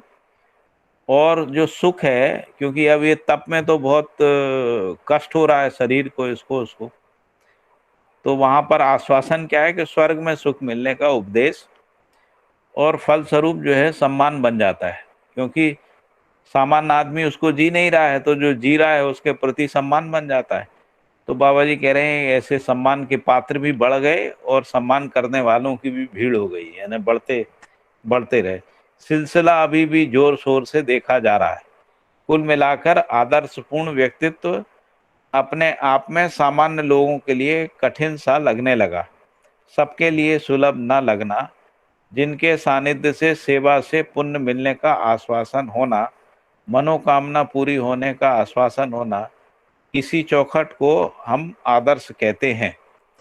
तो बाबा जी कह रहे हैं कि कुल मिला के क्या हुआ कि आदर्शपूर्ण व्यक्तित्व अपने आप में सामान्य लोगों के लिए कठिन सा लगने लगा। उनको लगा यार हम तो साधु नहीं बन सकते, हम ऐसा नहीं जी सकते, हम इतनी तप नहीं कर सकते, इतनी साधना नहीं कर सकते, हम 4 बजे उठ नहीं सकते, है ना, और हम इतने उपास नहीं कर सकते, हम इतना कम नहीं खा सकते, आदि आदि। जो जो जिस परंपरा में, किसी परंपरा में है कि दिन में एक ही बार खा सकते हैं, किसी परंपरा में है कि आप, तो अलग अलग हैं। तो वो है कि सामान्य लोगों के लिए कठिन हो गया, सबके लिए सुलभ ना लगना। फिर कहा कि ऐसे जो लोग हैं जिनके सानिध्य से सेवा से पुण्य मिलने का आश्वासन होना, ऐसे लोगों के सानिध्य में या उनकी सेवा करने से पुण्य मिलने का आश्वासन दिया गया। मनोकामना, उससे क्या होगा, आपकी मनोकामना पूरी हो जाएगी, ऐसा आश्वासन जो है होना। इसी चौखट को हम कह रहे हैं कि ये आदर्श चौखट को हम आदर्श कहते हैं, बाबा जी इसको आदर्श कह रहे हैं। आदर्श का सम्मान सुदूर विगत से होते आया है। वो कह रहे हैं कि ये आदर्श ऐसा नहीं है कि अभी का है, हजारों साल से हो रहा है, आज भी होता है। इसमें विचारणीय मुद्दा है कि आदर्श का प्रयोजन फल लोकव्यापीकरण ना होना। तो कह रहे हैं कि जो विचार का मुद्दा यही है कि जो भी आदर्श में जीने वाले जो भी 100, 200, 500, 1000 लोग होते हैं, है ना, उनका प्रयोजन, उनका जो फल, उसका लोकव्यापीकरण ना होना, एक मुद्दा ये है विचारणीय। फिर दूसरा है उपकार कैसे होगा, ये भी है, और उपकार की विधि का लोकव्यापीकरण का मुद्दा होना है कि नहीं, इस पर भी जन चर्चा की आवश्यकता। 3 बातें बोली उन्होंने कि जो आदर्शों का प्रयोजन फल, इसका लोकव्यापीकरण ना होना, दूसरा उपकार कैसे किया जाए, क्योंकि जब लोकव्यापीकरण होता नहीं तो उपकार कैसे होगा, तीसरा है कि उपकार की विधि क्या होगी जिससे लोकव्यापीकरण हो। इस सब पे चर्चा की आवश्यकता है। फिर अगले पैराग्राफ में कह रहे हैं कि मानव सुदूर विगत से ही ज्ञान की बातें या सूचना सुनकर ज्ञान संपन्न होने की इच्छा करता रहा।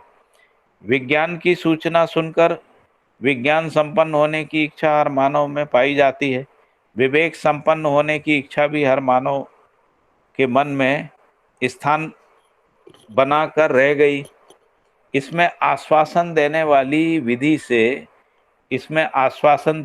विधि से विज्ञान सर्वाधिक यांत्रिकता के अर्थ में जितना भी लोक सम्मत हुआ, उसमें सर्वाधिक आस्था निर्मित हुई। क्योंकि विज्ञान जो है ना, वो विज्ञान का लोक व्यापीकरण हुआ, और जो विज्ञान संपन्न होने की इच्छा जो है वो धीरे धीरे बढ़ती भी गई और लोक सम्मत हो गया। यानी जो लोग विज्ञान जानते भी नहीं हैं, वो इस बात से सहमत हो गए, है ना, बौद्धिक रूप से इस बात से सहमत हो गए कि विज्ञान जरूरी है ना। इसी को कह रहे हैं कि इसमें सर्वाधिक आस्था निर्मित हुई। इसके बावजूद जब यंत्र बनाने की बात आई, वह थोड़े से लोगों के हाथ में ही सिमट गई। यानी प्रकारांतर से यहाँ भी आदर्शवाद बना रहा, क्योंकि जो यंत्र बनाने का काम, जैसे तप करने वाले जो हैं थोड़े से लोग हैं, वैसे ही यंत्र बनाने की जब बात आई तो थोड़े से लोगों में सिमट के रह गई। यंत्र सबको मिल सकता है, यंत्र सब बना नहीं सकते, इस कक्ष में पहुंच गए। इसमें उल्लेखनीय मुद्दा यही है कि हर नर नारी को रोजमर्रा की यंत्र निर्माण विधि में पारंगत होना है या नहीं। तो बाबा जी कह रहे हैं कि हमको ऐसी विधि निकालना पड़ेगी कि जो रोजमर्रा के काम के लिए जो यंत्र है, उस निर्माण विधा में पारंगत हमको होना है या नहीं। तो उत्तर आता है कि होना चाहिए, जिसको आजकल हम लोग कह रहे हैं कि स्किल का जो एजुकेशन है वो कंपलसरी किया जा रहा है। अभी जो न्यू एजुकेशन पॉलिसी है उसमें ये कहा है कि हर बच्चे को 6वीं से 6वीं 7वीं 8वीं तक जो है 3 से ज़्यादा स्किल सिखा दी जाएंगी उनको, ताकि कम से कम कुछ जो है उसको आता हो। और बाबा जी ये कहते थे कि जो मानवीय शिक्षा है उसमें कम से कम 10 से लेके 20 स्किल जो है हर विद्यार्थी को मानवीय शिक्षा व्यवस्था के माध्यम से उसमें पारंगत बना दिया जाएगा, है ना, ताकि जो रोजमर्रा की जिंदगी है, जैसे एक परिवार में यदि कोई 2 या 3 बच्चे हैं और 3 बच्चे 10-10 स्किल जानते हैं, तो 30 स्किल जो है वो परिवार में हो जाएगी। तो उससे परिवार में जो यंत्र की आवश्यकता है वो पूरी हो जाएगी। तो फिर यहाँ उल्लेखनीय मुद्दा यही है कि हर नर नारी में रोजमर्रा की यंत्र निर्माण विधा में पारंगत होना है या नहीं होना है। इस मुद्दे पर लोक चर्चा की आवश्यकता है। तो कह रहे हैं कि या तो हम इस विधि से चलें कि यंत्र थोड़े से लोग ही बनाएंगे, बाकी लोग उसका उपयोग कर सकते हैं। ऐसा करने में इंडस्ट्रियलाइजेशन होगा, ऐसा करने में यंत्र जिनके नियंत्रण में रहेगा और जो यंत्र का उपयोग करेंगे, उन दोनों के बीच में एक दूरी बनी रहेगी। तो जिसको अपन कह रहे हैं कि ये जो विज्ञान का लोक व्यापीकरण नहीं होगा, है ना, और विज्ञान भी जो है आदर्शवाद की तरह कुछ लोगों के हाथ में सिमटा रहेगा। तो ये भी लोक चर्चा का मुद्दा है कि भाई हम चाहते क्या हैं, कैसा जीना चाहते हैं। फिर कह रहे हैं कि तर्क सम्मत विधि से मानवीय व्यवस्था को हम सोच पाते हैं कि हर व्यक्ति को ज्ञान संपन्न होने की आवश्यकता है। ज्ञान ही समझ है, समझ ही विज्ञान और विवेक के रूप में योजित होता है। प्रायोजित होने के क्रम में प्रक्रिया प्रणाली की विधि व तकनीकी को प्राप्त करना होता है ना। तो बाबा जी कह रहे हैं कि ज्ञान ही समझ है, समझ ही विज्ञान और विवेक के रूप में योजित होता है, यानी पहले प्लान में आता है ना, जिसको योजना कहते हैं। तो योजना के रूप में आ जाता है। इसके बाद उसी योजना को जब इम्प्लीमेंट करते हैं तब वो प्रायोजित हो गया, है ना। होने के क्रम में प्रक्रिया प्रणाली की विधि में तकनीकी को प्राप्त करना होता है। इस विधि से हम इस स्थिति में आते हैं कि समझदारी के उपरांत जहां जैसी तकनीकी की आवश्यकता है वहां उसे सुलभ कराने का उपक्रम परिवार मूलक स्वराज व्यवस्था में लोक व्यापीकरण होता है। तो बाबा जी कह रहे हैं कि परिवार मूलक स्वराज व्यवस्था में क्या होगा कि जो लोग जहां रहते हैं वहां जिस प्रकार की तकनीकी की आवश्यकता है उस तकनीकी ज्ञान को वहां पर सुलभ करने का व्यवस्था जो है परिवार मूलक स्वराज व्यवस्था में रहेगा। इस विधि से उसका लोक व्यापीकरण होगा, है ना। जिस मोहल्ले में जितनी भी उत्पादन की आवश्यकता रहती है उन सभी उसकी आवश्यकी सभी जो शिक्षा है वह सभी मानवीय शिक्षा संस्कार के साथ तकनीकी प्रशिक्षण ग्राम सभा में, ग्राम समूह सभा में तथा क्षेत्र सभा के अधीनस्थ रहना स्वाभाविक है। गांव के लिए जितनी भी तकनीकी प्रणालियां पद्धति सुलभ होनी रहती हैं गांव में ही सुलभ हो जाती हैं। तो ऐसा भी नहीं कि हमको गांव के लिए जो यंत्र चाहिए है या तकनीकी चाहिए है उसके लिए हमको बहुत दूर जाना पड़ेगा, शिक्षा के लिए बहुत दूर भेजना पड़ेगा। तो कह रहे हैं कि ज्ञान के लिए जितनी तकनीकी आवश्यकता है वो उसी गांव में उपलब्ध हो जाएगी। तो जो शिक्षा के लिए जो बहुत दूर दूर तक लोग भटकते रहते हैं वो सबका जरूरत नहीं रहेगी, गांव में ही सुलभ हो जाती है। नहीं बन पाने की स्थिति में अन्न सोपानी व्यवस्था में सुलभ होगी। मान लीजिए कोई ऐसी तकनीक है जो गांव में नहीं बन सकती है तो अन्न सोपानी व्यवस्था में सुलभ रहता है। इस ढंग से हर मानव लक्ष्य के लिए दिशा निर्धारण उसकी प्रमाणीकरण पद्धति में भागीदारी होना सुगम हो जाता है। अतः ऐसी सार्थक ज्ञान विवेक विज्ञान संपन्नता ही मानव परंपरा में जागृति का वैभव होना स्वाभाविक है। तो यहाँ पर उन्होंने कहा कि तर्क सम्मत विधि से मानवीय व्यवस्था को हम यदि सोच पाते हैं कि हर व्यक्ति को ज्ञान संपन्न होने की आवश्यकता है, ज्ञान ही समझ है, समझ ही विज्ञान और विवेक के रूप में योजित होता है, और इसको यदि हम परिवार मूलक स्वराज व्यवस्था में प्रायोजित करते हैं तो उसके लिए प्रक्रिया प्रणाली की विधि तकनीकी को प्राप्त करना होता है। इस विधि से हम इस स्थिति पे आते हैं कि समझदारी के उपरांत जैसा तकनीकी की आवश्यकता है वहां उसे सुलभ करने का उपक्रम परिवार मूलक स्वराज व्यवस्था में उसका लोक व्यापीकरण होगा। फिर बाद में उन्होंने इसको और स्पष्ट किया कि ग्राम मोहल्ले में जितनी भी उत्पादन की आवश्यकता रहती है उसके लिए जो आवश्यकीय शिक्षा है वो तकनीकी शिक्षा है वह ग्राम सभा में, ग्राम समूह सभा, क्षेत्र सभा में उसके अधीनस्थ रहना स्वाभाविक है। तो ज्ञान गांव के लिए जितना चाहिए वो सब वहाँ सुलभ होगा, और यदि नहीं होगा तो अन्य सोपानी व्यवस्थाओं में सुलभ हो जाएगा। इस ढंग से हर मानव लक्ष्य के लिए दिशा निर्धारण उसका प्रमाणीकरण पद्धति में भागीदार होना सुलभ हो जाता है। अब ऐसी सार्थक ज्ञान विवेक विज्ञान संपन्नता ही मानव परंपरा में जागृति का वैभव होना स्वाभाविक है। फिर आगे कहा है कि समझदारी के लिए ध्यान अर्थात मन लगाना एक आवश्यकी कार्य है। आवश्यकता के आधार पर मन लगना बन जाता है। यदि हमारी आवश्यकता पैदा हो जाती तो मन लग जाता है। मन लगाने के आधार पर या आवश्यकता बन जाए या हमारा उद्देश्य तय हो जाए। आवश्यकता के साथ ही उद्देश्य या लक्ष्य का निर्धारण होता है ना। मन लगने के आधार पर समझदारी मानव का स्वत्व होता ही है, क्योंकि अध्ययन पूर्वक ही मानव समझदारी संपन्न होते देखा गया है। हर मानव ध्यान पूर्वक अध्ययन करने से समझदारी संपन्न हो जाता है। ध्यान पूर्वक अध्ययन करने का मतलब जो शब्द को सुनते हैं उसका अर्थ स्वीकृत होना ही बोध है, यही अध्ययन है। इसका तात्पर्य, इसका मतलब यह हुआ अर्थ बोध होना ही अध्ययन है। अर्थबोध होने का प्रमाण अस्तित्व में वस्तु का बोध होना। अस्तित्व में वस्तु का बोध होना ही सह अस्तित्व के बोध का स्वरूप है। इसमें हर नर नारी बोध संपन्न होना होता है। इस मुद्दे पे लोक संवाद आवश्यक है। तो यहाँ पे ध्यान को भी उन्होंने उसका सामान्यीकरण कर दिया। जो परंपरा में जो ध्यान है वो एक विशिष्टता के अर्थ में है, और उस विशिष्टता के अर्थ में देखेंगे तो वो हर व्यक्ति वैसा ध्यान नहीं कर सकता है। हेलो। हाँ जी। हेलो हाँ बोलिए। भैया, आवाज कट रही है आपकी। आवाज कट रही है? अब केवल मेरे को ही ऐसा लग रहा है कि बाकी मित्रों को भी ऐसा लग रहा है? अभी क्या जैसे कट कर? हाँ नहीं, सुरेंद्र भैया की आवाज ठीक आ रही है, योगेश भैया की आवाज कट रही थी। हाँ जी। योगेश भाई आपकी आवाज कट रही है। ये पूर्णिमा बहन बोल रही है कि मेरी आवाज ठीक है। सभी की कट रही है ऐसा लग रहा है। सभी की आवाज कट रही है। हो सकता है अच्छा, तो आपके यहाँ कोई मेरे प्रॉब्लम यहाँ ही ये प्रॉब्लम हो। दीदी मेरी आवाज ठीक आ रही है? पहुँच रही है? अब आ रही है, योगेश भैया की भी आ रही है। नहीं, पाठक भी आपकी आवाज ठीक नहीं आ रही है।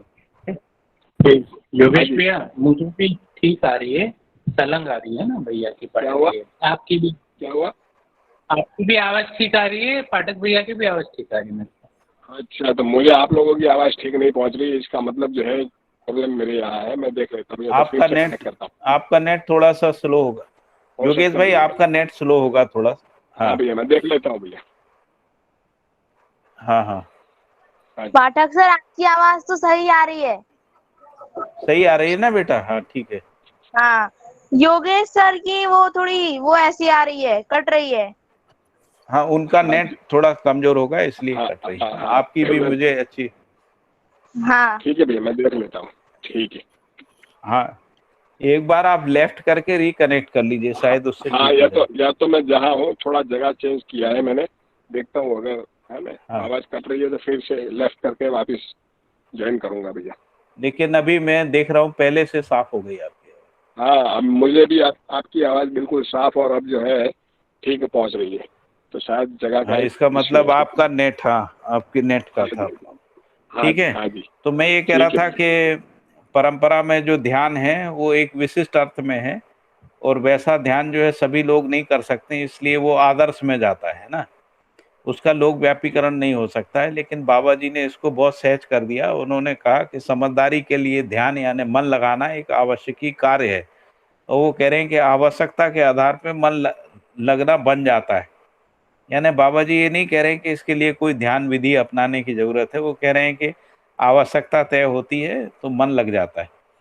तो मन लगने के आधार पे समझदारी मानव का स्वत्व होता ही है। तो जब यदि हमारी लक्ष्य तय हो गया है, आवश्यकता तय हो गई है, तो उसमें मन लग जाता है, और इसके आधार पे जो समझदारी आती है वो मानव का स्वत्व होता ही है, क्योंकि अध्ययन पूर्वक ही मानव समझदारी संपन्न होना देखा गया है। फिर कह रहे हैं कि और उन्होंने स्पष्ट किया कि हर मानव ध्यान पूर्वक अध्ययन करने से समझदारी संपन्न हो जाता है। फिर ध्यान पूर्वक अध्ययन करने का मतलब है जो शब्दों को सुनते हैं उसका अर्थ हमको स्वीकृत होना ही बोध है, यही अध्ययन है। इसका मतलब हुआ अर्थबोध होना ही अध्ययन है। अर्थबोध होने का प्रमाण अस्तित्व में वस्तु का बोध होना। अस्तित्व में वस्तु बोध होना ही सह अस्तित्व के बोध का स्वरूप है। इसमें हर नर नारी बोध संपन्न होना होता है। इस मुद्दे पे लोक संवाद जो है वो अवश्य संभावी है। वो कह रहे हैं इस मुद्दे पे भी सभी को बातचीत करना चाहिए, चर्चा संवाद करना चाहिए। फिर एक पेज और पढ़ लेते हैं अपन, है ना, फिर इसके बाद थोड़ी सी चर्चा कर लेंगे। ठीक है।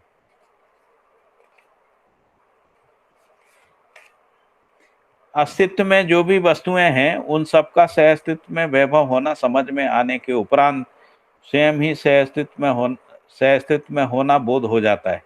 अस्तित्व में जो भी वस्तुएं हैं उन सबका सह अस्तित्व में वैभव होना समझ में आने के उपरांत, जैसे मान लीजिए अस्तित्व में व्यापक वस्तु है, व्यापक वस्तु का वैभव, भौतिक रासायनिक वस्तु है, जीवन वस्तु है, उसका जो वैभव यदि वो समझ में आता है तो उसके उपरांत स्वयं ही सह अस्तित्व में होना बोध हो जाता है।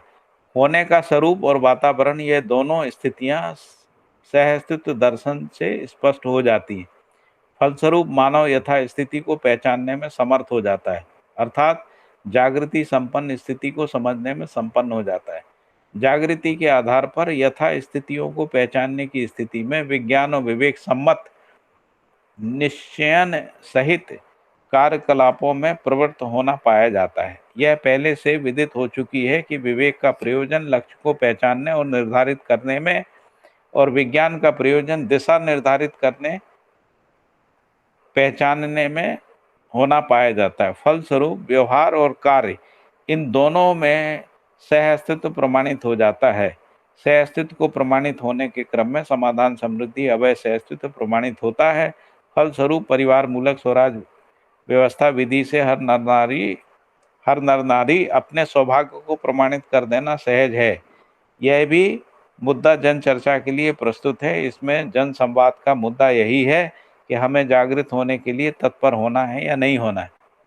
तो यहाँ थोड़ा सा और स्पष्ट किया उन्होंने, समझने की जो विधि है उसको स्पष्ट किया। तो उन्होंने कहा कि अस्तित्व में जो भी वस्तुएं हैं उन सबका सहअस्तित्व में वैभव होना समझ में आता है। तो जैसे अस्तित्व में व्यापक वस्तु है और एक एक वस्तुएं हैं, एक एक वस्तु को समझते हैं तो उसमें भौतिक, रासायनिक और जीवन क्रिया के रूप में वस्तुएं हैं। तो इन सब के अपने अपने वैभव हैं। जैसे व्यापक वस्तु का वैभव है ना, वैसे ही एक एक वस्तु का भी अपना वैभव है। इसी को यदि हम समझ जाते हैं तो इसी को सहअस्तित्व में बोध हो जाता है।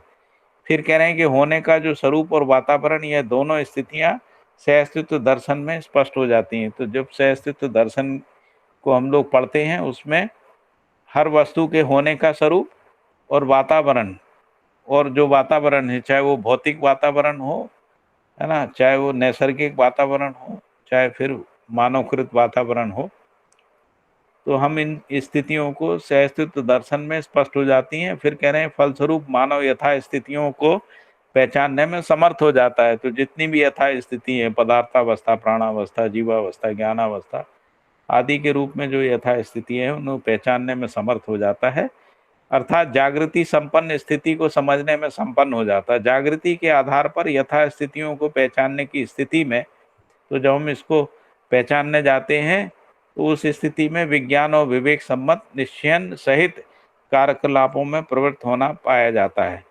और यह पहले ही बाबा जी बता चुके हैं कि विवेक का मतलब है लक्ष्य को पहचानना, निर्धारित करने से है, और विज्ञान का तात्पर्य है दिशा निर्धारित करने से, जिसको अपन जागृति की दिशा कह रहे हैं। और जैसे ये निर्धारित हो जाता है, स्वीकार हो जाता है, फलस्वरूप व्यवहार कार्य में इन दोनों में सहअस्तित्व प्रमाणित होता है। तो सहअस्तित्व में प्रमाणित होने के क्रम में समाधान, समृद्धि, सहअस्तित्व जो है वो प्रमाणित होता है। फलस्वरूप परिवार मूलक स्वराज व्यवस्था में हर नर नारी अपने सौभाग्य को प्रमाणित कर देना सहज है। यह भी मुद्दा जन चर्चा के लिए प्रस्तुत है। इसमें संवाद का मुद्दा यही है कि हमें जागृत होने के लिए तत्पर होना है कि नहीं होना। फिर आगे उन्होंने कहा विज्ञान विधि से काल के साथ क्रिया का और क्रिया के साथ काल को निर्धारित करने की एक सहज प्रणाली बन जाती है, क्योंकि विश्लेषण विधि से संपूर्ण वस्तुओं का वस्तु ज्ञान हुआ ही रहता है। वस्तु ज्ञान के साथ संयोजन ज्ञान हुआ रहता है, संयोजन ज्ञान के साथ परिणाम व प्रयोजन ज्ञान हुआ रहता है। इन सभी आधारों के साथ निर्णय होना सहज रहता है। इसकी औचित्यता को लक्ष्य के आधार पर परिशीलन करना विवेक विधि से संपन्न हो जाता है। विवेक विधि का उदय सहअस्तित्व ज्ञान से संपन्न हुआ रहता है। विवेक विधि से सहअस्तित्व का नजरिया सुस्पष्ट रहता है। सह अस्तित्व के नजरिए में समाधान, समृद्धि, अभय सहअस्तित्व का स्वरूप समाया रहता है। अतएव इन लक्ष्यों के अर्थ में संश्लेषण होना एक स्वाभाविक क्रिया है। इसी के चलते लक्ष्य सम्मत दिशा निर्धारित हो जाती है। ऐसे निर्णयों के आधार पर योजना, कार्य योजना स्वीकार होती हैं। ऐसे स्वीकारने के आधार पर प्रतिबद्धता में निष्ठा होना पाया जाता है। इस विधि से हम जीकर प्रमाणित करने की स्थिति में पहुंचते हैं। इसकी आवश्यकता जन संवाद परामर्श एक आवश्यकी क्रियाकलाप है। सहअस्तित्व विधि अपने आप सार्वभौम होना स्वाभाविक है। सहअस्तित्व अपने में संपूर्ण अस्तित्व की ध्वनि को ध्वनित करता है। संपूर्ण अस्तित्व अपने में चार पद चार अवस्था में होना पाया जाता है। इनमें जो चार पद हैं वो प्राण पद, भ्रांति पद, देव पद, दिप पद के रूप में अध्ययन होता है, और जो चार अवस्थाएं हैं वो पदार्थावस्था, प्राणावस्था, जीवावस्था, ज्ञानावस्था के रूप में गण्य होती हैं। ऐसी स्वीकृतियां बहुत जटिल भी नहीं हैं। पदार्थावस्था के मूल में संपूर्ण प्रजाति के परमाणुओं का अध्ययन है। इसमें से कुछ प्रजातियों को मानव पहचाना भी है। नहीं पहचानी हुई प्रजातियों में आने की संभावना बनी हुई है। इस मुद्दे पर पहले भी जिक्र हुआ है कि कितनी प्रजाति के परमाणु का होना संभावित है, यह स्पष्ट किया जा चुका है ना। भौतिक परमाणुएं जो है 120 से 121 की संख्या में होने की बात सूचित हो चुकी है, जिसमें से 60 भूखे परमाणु के कोटि में है, अन्य अजीर्ण परमाणु की कोटि में गण्य है ना। तो फिर कह रहे हैं कि जो चैतन्य परमाणु अपने में एक प्रजाति का होता है, चैतन्य इकाई की प्रजाति एक होते हुए भी जीने की आशा के आधार पर अपने में स्वयं स्फूर्त कार्य, गति, पथ भिन्न भिन्न आकारों का होता है। यह पुंजाकार ही होता है। पुंजाकार का तात्पर्य एक आह्लाद चक्र अनुभव किया जाता है। आह्लाद चक्र का तात्पर्य है रस्सी के एक छोर में आग लगाकर घुमाने से आंख से सभी ओर आग का गोला यानी आग दिखाई देती है, जबकि आग रस्सी के एक छोर में ही रहती है। जैसे पंखा जब घूमने लगता है तो एक गोलाकार चक्र जैसा दिखता है। तो जीवन परमाणु अपने में गठनपूर्ण होते हुए संख्या में एक होता है। यही आशा की गति में गतित होना पाया जाता है।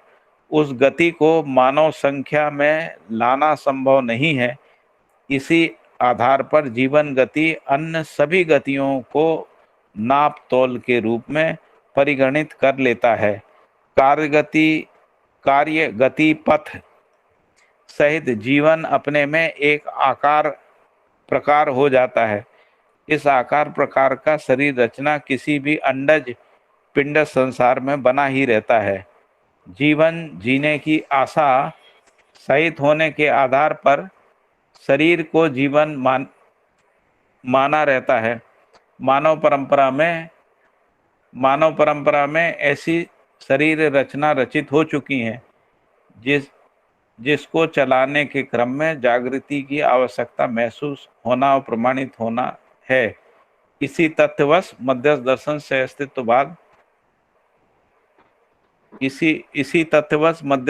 से अस्तित्ववाद तत्व उद्घाटन करने के रूप में प्रस्तुत हुआ। यह चर्चा के लिए महत्वपूर्ण है। तो हम लोग अभी यहाँ रुकते हैं 178 पे, और अभी इस पे कोई मुद्दा ऐसा हो जिस पे हमको चर्चा करना है तो कर सकते हैं ना।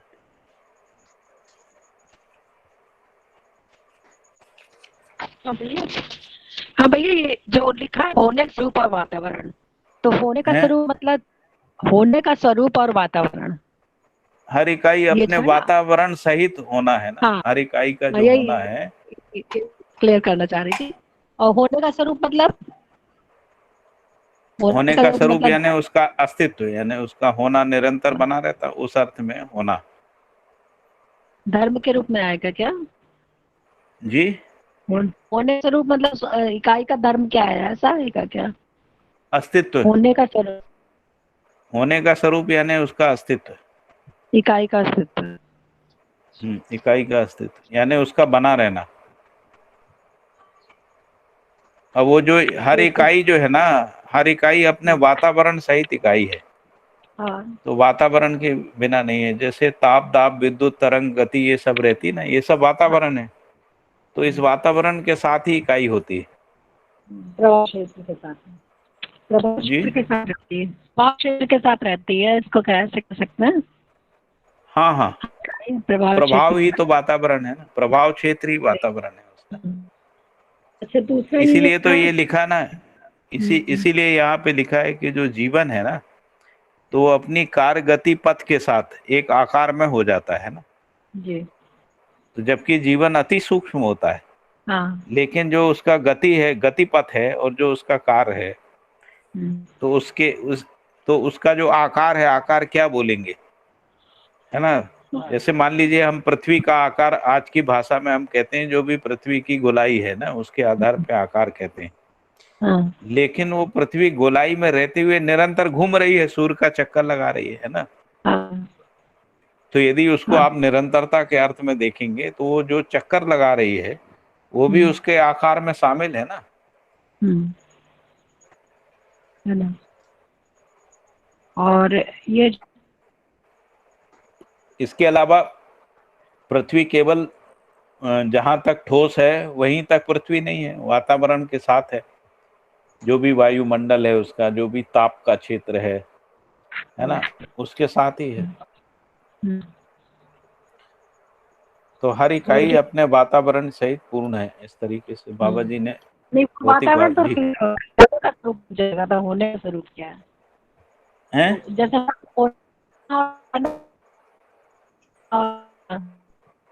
दीदी आवाज नहीं आ रही, आपकी आवाज नहीं आ रही, आपकी आवाज स्पष्ट है नहीं। ना, बिल्कुल आ रही। नहीं, टूट टूट के आ रही है, जैसा अभी हो गए। अभी अभी भी नहीं आ रही। अब आ रही है, अब आई है। हेलो, अब आ रही है। हाँ, जैसे कई जगह होना और रहना की बात हुई अस्तित्व में। होना हाँ, माने हाँ। धर्म, रहना माने उस अर्थ में है क्या होना स्वरूप? ऐसा मुझे लगा। हाँ, मतलब होना यानी उसका अस्तित्व, और रहना मतलब उसका आचरण। हर इकाई अपने आचरण के साथ है ना। तो आचरण जो है उसका रहना है, वो होना यानी उसका उसका बना रहना, अस्तित्व जो शाश्वत है। जैसे जीवन जो है वो नित्य है, प्रकृति शाश्वत है। तो शाश्वत, तो उस रूप में हर इकाई का अपना होना और उसका रहने का मतलब जो उसका आचरण है, रूप गुण स्वभाव धर्म के सहित जो उसका प्रकटन प्रकाशन है ना। और वो प्रकटन प्रकाशन जो है उसका कार्य गति पथ के साथ में ही है।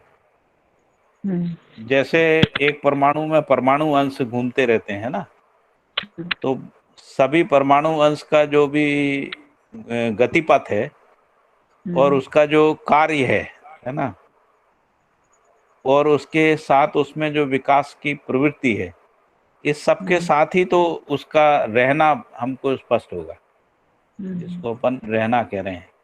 होना तो ये है कि वो उसका अस्तित्व बना रहेगा, इस अर्थ में उसका होना है। और इसीलिए अस्तित्व हम लोग कह रहे हैं, अस्तित्व का मतलब है होना शाश्वत है। तो कोई भी चीज होगी तो रूप गुण स्वभाव धर्म के साथ ही होगी, है ना, साथ ही तभी कह होगी। सकते हैं, हाँ, है ना। जी तो जी होने का स्वरूप ये भी हो गया ना, उसी का रूप गुण स्वभाव धर्म, ऐसा भी जी कह जी। सकते हैं क्या? और बात है ना। हम्म। फिर तो यदि हम लोग किसी भी इकाई का अध्ययन करते हैं तो रूप गुण स्वभाव धर्म देश काल दिशा और इसके साथ संप्रक्तता यानी सह अस्तित्व में अध्ययन करते हैं। जैसे व्यक्ति का भी अध्ययन करेंगे तो व्यक्ति का अध्ययन कैसे होगा, तो आचरण पूर्वक होगा। आचरण कहाँ पहचानने में आएगा, तो संबंध में पहचानने में आएगा, है ना। तो परिवार संबंध में, समाज संबंध में, है ना, परिवार की परस्परता संबंध में कैसे जीता है, उसके आधार पे उसका आचरण यानी जिसको अपन रहना कह रहे हैं वो स्पष्ट होगा। अकेले आदमी में कुछ पता ही नहीं लगेगा। जैसे रूप गुण स्वभाव धर्म परमाणु के एक अंश में पता नहीं लगता है। एक अंश में ना उसका रूप पता लगता है। रूप हम ये कह भी सकते हैं कि रूप अति सूक्ष्म है, लेकिन गुण स्वभाव धर्म आदि कुछ भी पता नहीं लगता है। तो जैसे ही वो एक अंश मिलके परमाणु बनाता है तब हमको उसमें रूप गुण स्वभाव धर्म देश काल दिशा आदि स्पष्ट होती है, यानी आचरण स्पष्ट होता है जिसको कह रहे हैं। उसी तरीके से मानव में आचरण की स्पष्टता नहीं होती है। वही मानव जब परिवार में जीता रहता है तब उसका आचरण स्पष्ट होता है। तो आचरण को भी बाबा जी ने स्पष्ट कर दिया कि वो संबंध मूल्य और संबंध की स्वीकृति, संबंध निर्वाह, मूल्यांकन, उभय तृप्ति इस अर्थ में ही होता है। और फिर स्वधन, स्वनारी, स्वपुरुष के रूप में होता है। फिर तन मन धन, तो इस तरीके से तीन सोपान में या आयाम में जो है पूरा आचरण होता है मानव का। 3 सोपान और फिर से बताइए। 3 सोपान नहीं, ये 3 आयाम कहेंगे। एक है जिसको अपन मूल्य कह रहे हैं ना, यानी संबंध की स्वीकृति, संबंध निर्वाह की निरंतरता, मूल्यांकन और उभय तृप्ति, है ना। ये एक फ्रेम है जिसमें आचरण स्पष्ट होता है। दूसरा है स्वधन, स्वनारी, है ना, स्वपुरुष, दयापूर्ण कार्य व्यवहार, है ना। तो इसको हम लोग कह रहे हैं कि ये परिवारों की परस्परता में होता है, क्योंकि हर व्यक्ति परिवार मानव होता है, क्योंकि परिवार के बिना उसका पहचान नहीं है। हर व्यक्ति का पहचान जो है उसके माता पिता, भाई बहन, है ना, परिवार में जो भी कार्य होता है, परिवार में जो भी संस्कृति, सभ्यता, समझदारी होती है, उस सबके योगफल में उसकी आइडेंटिटी होती है, जिसको अपन पहचान कह रहे हैं ना। अब ऐसा परिवार मानव दूसरे परिवार के साथ स्वधन, स्वनारी, स्वपुरुष विधि से ही जो है ना संबंध हो सकता है। यदि पर नारी पर पुरुष पर द्वेषपूर्ण कार्य व्यवहार होगा, पर चिंतन हो, उस स्थिति में समाज नहीं बन सकता, यानी 2 परिवारों के बीच में संबंध नहीं बन सकता। तो 2 परिवारों के बीच में संबंध के लिए स्वपुरुष, स्वनारी और स्वधन, क्योंकि धन जो है वो परिवार में ही है। परिवार में धन क्यों है? क्योंकि परिवार सम्मिलित रूप से उत्पादन कार्य में भागीदारी करते हैं ना। तो इसलिए जो भी उत्पादित वस्तु है वो परिवार का स्वत्व है। तो इसलिए जो समृद्धि है वो परिवारगत समृद्धि होती है, व्यक्तिगत नहीं होती है ना, जिसको अपन जागृत मानव परंपरा में कह रहे हैं। अभी क्या हो गया, नौकरी विधि से हम लोग देखते हैं तो जो व्यक्ति नौकरी करता है उसी का नौकरी से मिलने वाला जो पारिश्रमिक है उसमें उसी का अधिकार होता है ना। उस विधि में परिवार नहीं बनता है। उस स्थिति में लड़ाई झगड़े ही बने रहते हैं, क्योंकि मान लीजिए कोई पुरुष नौकरी करता है तो जो स्त्री यानी उसकी पत्नी होती है उसको लगता है कि उसका तो कोई वैल्यू नहीं है, क्योंकि ये पैसा कमाता है इसलिए इसका वैल्यू है ना। तो इसलिए स्त्री पुरुष में समस्या पैदा हो जाती है। फिर कोई भाई मान लीजिए कम सैलरी मिलती है, किसी को ज्यादा सैलरी मिलती है, तो वहां असमानता आ जाती है। तो व्यक्तिवादी पूंजी जो है वो समस्याओं को जन्म देती है। तो यदि पूंजी परिवारगत होती है तो समस्या नहीं बनती। और जो समझदारी जो है वो भी परिवारगति होती है, क्योंकि जो भी परिवार मानव होगा वो परिवार में संबंध में जीते हुए उसका जो आचरण है उस रूप में वो प्रकाशित होगा, है ना, व्यक्ति के रूप में प्रकाशित नहीं है। तो ऐसा परिवार मानव किसी भी दूसरे परिवार के साथ संबंध को पहचानता है, या पूरा परिवार सम्मिलित रूप से किसी के साथ संबंध को पहचानता है, वहां पे स्वधन परधन का प्रश्न आता है, वहां पे स्वनारी पर नारी का प्रश्न आता है। परिवार में स्वनारी पर नारी का प्रश्न ही नहीं पैदा होता है ना। अभी होने लगा क्योंकि व्यक्तिवादी परिवार हो गए ना। एक्चुअली वो परिवार है ही नहीं, वो केवल एक जगह है रहने की जहाँ लोग कंफर्टेबली रहते हैं, भोग वोग करने के लिए, अपनी संपत्ति की सुरक्षा के लिए आदि, इसके लिए लोग इकट्ठे रहते हैं। इसको अभी परिवार कह रहे हैं, है ना। तो ये जो परिवार है वो तो उसी दिन विघटित हो गया था जब हमने इंडिविजुअल प्रॉपर्टी का प्रोविजन कर दिया कॉन्स्टिट्यूशन में। हमारे देश में जो है 1952 में हुआ, है ना। जो पिता की संपत्ति थी उसको विभाजनीय कर दिया हमने। तो जो पितृ सत्ता वहीं से टूट गई, और जो पितृ सत्ता थी तो सत्ता पिता की थी लेकिन संपत्ति परिवार की होती थी, है ना। संपत्ति परिवारगत होती थी।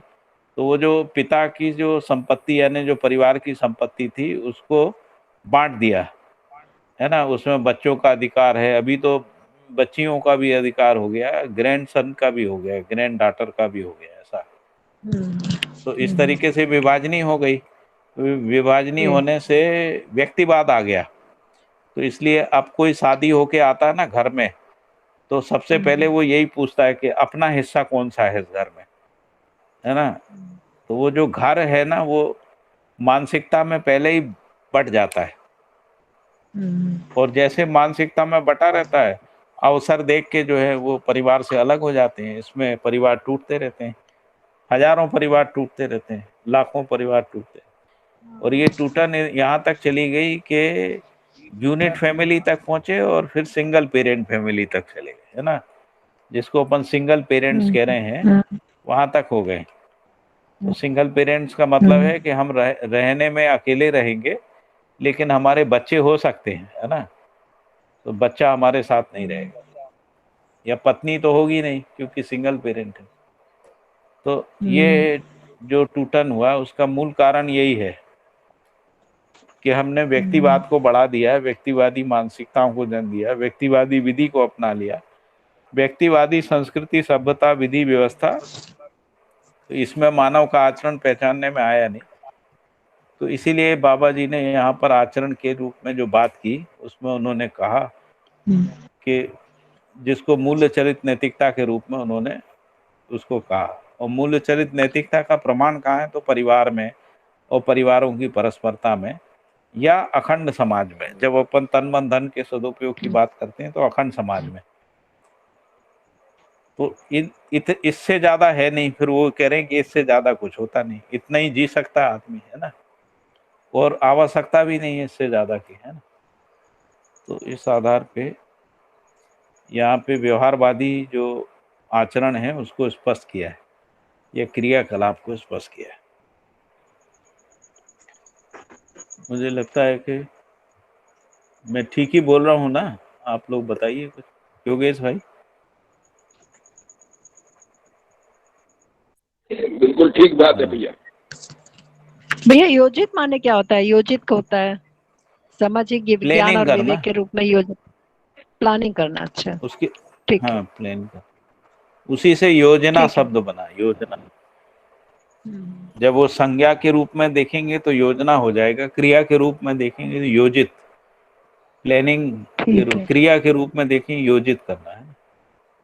ठीक है। और योजना का क्रियान्वयन जो है वो नियोजन है, जिसको अपन नियोजन कहते हैं। योजना का क्रियान्वयन नियोजन है। और प्रायोजित, प्रायोजित माने स्पॉन्सर यहाँ पे होगा, ये स्पॉन्सर करना। प्रायोजित माने प्रायोजित यानी नहीं, प्रयास पूर्वक, प्रयास प्रयास पूर्वक, पूर्वक। हाँ प्रयास पूर्वक योजना को इम्प्लीमेंट करना। मतलब जैसे प्रयोजन के अर्थ में कह सकते हैं भैया। हाँ, प्रयोजन के अर्थ में, प्रयोजन के अर्थ में योजित होना। स्पॉन्सर होगा कि क्या बोलेंगे इसको? स्पॉन्सर तो नहीं बोलेंगे ना, स्पॉन्सर नहीं बोले ना, प्रायोजित कार्यक्रम ऐसा नहीं बोल सकते ना। नहीं नहीं नहीं नहीं, वो स्पॉन्सर अलग चीज है। हाँ, प्रयोजन का अर्थ यहाँ पे, हाँ यहाँ पे क्या है, जैसे मान लीजिए समृद्धि है, परिवार की समृद्धि है, तो उसमें जो आवश्यकता से अधिक है वो जो है ना ग्राम सभा में उपकार के लिए देंगे। तो हर परिवार जो है वो कह सकता है कि हमारे पास आवश्यकता से अधिक कितना है, हम इसको समाज गति में देना चाहते। तो समाज गति में जो नियोजन होगा ना, वो किसी विधि पूर्वक होगा। यदि वो विधि पूर्वक होगा तब वो व्यवस्था के अर्थ में होगा। मतलब यदि परिवार रैंडमली करेगा कि वो खुद ही तय करेगा उसको किसको देना किसको नहीं देना, है ना, तो इसमें व्यवस्था प्रमाणित नहीं हो पाएगी। तो इसलिए वो ऐसा लिखा हुआ है, योजित और प्रयोजित, है ना। प्रयोजित मतलब विधि के साथ, प्रयोजन के साथ, और योजनाबद्ध तरीके से, है ना, बिना प्लानिंग के नहीं है। और इसीलिए लिखा ना कि प्रायोजित होने के क्रम में प्रक्रिया प्रणाली की विधि, तो उसकी कोई प्रक्रिया होगी, उसकी प्रणाली होगी, और फिर तकनीकी भी हो सकती, कोई टेक्निक भी हो सकती है ना। तो इस विधि से हम इस स्थिति में आ जाते हैं कि समझदारी के उपरांत जहां जैसी तकनीक की आवश्यकता है वहां उसे सुलभ कराने के क्रम में उसका लोक व्यापीकरण। तो मूल जो प्रायोजित शब्द है वो लोक व्यापीकरण के अर्थ। जी ठीक है। आगे और कोई मुद्दा? नवनीत जी कुछ बोल रहे थे क्या? नहीं भैया, पूरा स्पष्ट हो रहा है मुझे, बहुत अच्छा। जी, और कोई? अर्चना बेन,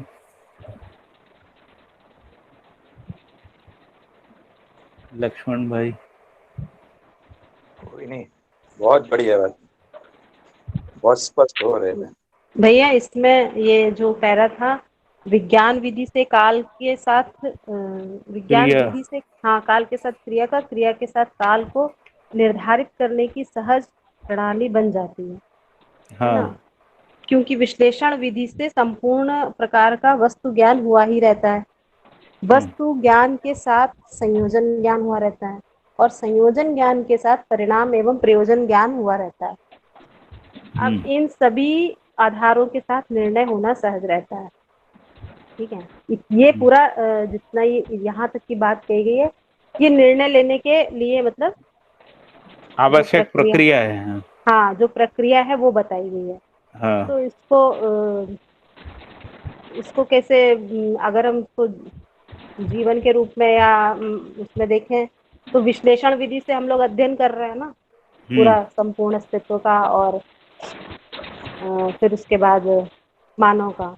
ठीक है, तो जैसे मानव एक वास्तविकता है, वो एक क्रिया भी है ना। तो विज्ञान विधि से मानव को जब देखते हैं तो जीवन और शरीर के रूप में देखते हैं, तो उसमें दो तरह की क्रियाओं का मतलब भौतिक रासायनिक, और तीन तरह की भौतिक रासायनिक और जीवन क्रिया के आधार पर निर्णय लिया जाएगा ना। मतलब कि शरीर के लिए अलग तरह के निर्णय होंगे और जीवन के लिए अलग तरह के निर्णय होंगे, यही बताना जा रहा है ना। फिर हाँ, उसमें दोनों बातें हैं। तो प्रयोजन और परिणाम दोनों की स्पष्टता भी है। मतलब जो भी क्रियाकलाप है, यदि वो प्रयोजन के अर्थ में है, तो ये लिखा ना, संयोजन के साथ साथ परिणाम और प्रयोजन का ज्ञान हुआ रहता है। तो संयोजन तो भैया जैसे मानव हो गया है ना। जैसे तो परिवार, जैसे परिवार हुआ, परिवार समूह हुआ, ग्राम हुआ, ये सब संयोजन है ना। और इसका प्रयोजन है, क्योंकि कहीं पे समाधान समृद्धि है, कहीं अभय है, कहीं सहअस्तित्व है ना। तो संयोजन के साथ ही ये स्पष्ट होता है ना, ज्ञान होता है। सहअस्तित्व कहाँ प्रमाणित होगा, अभय कहाँ प्रमाणित होगा, समृद्धि कहाँ होगी, समाधान कहाँ होगा, किसमें होगा, है ना, ये सब।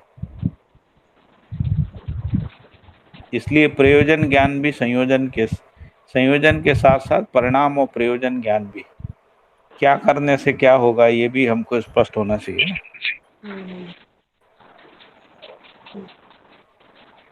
हाँ, क्योंकि विज्ञान वो बोलते हैं ना, ज्ञान विवेक विज्ञान संपन्न।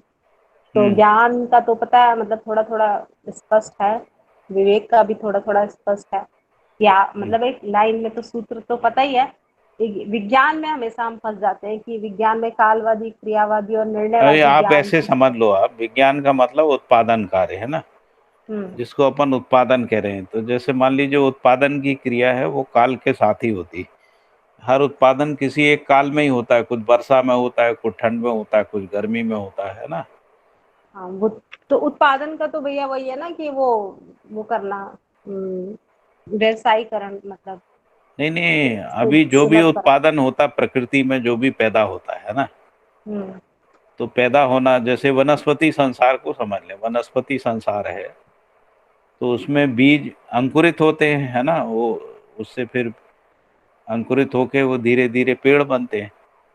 तो ये जो भी पैदावार होती है ना, जैसे हम धान लगाते हैं, गेहूं लगाते हैं, सब्जी लगाते हैं, आदि आदि, तो वो सब किसी एक काल के साथ ही होता है।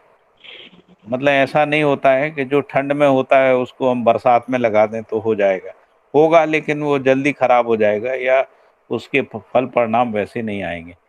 तो इसीलिए कह रहे हैं कि काल के साथ क्रिया और क्रिया के साथ काल निर्धारित रहने की एक सहज प्रणाली बन जाती है।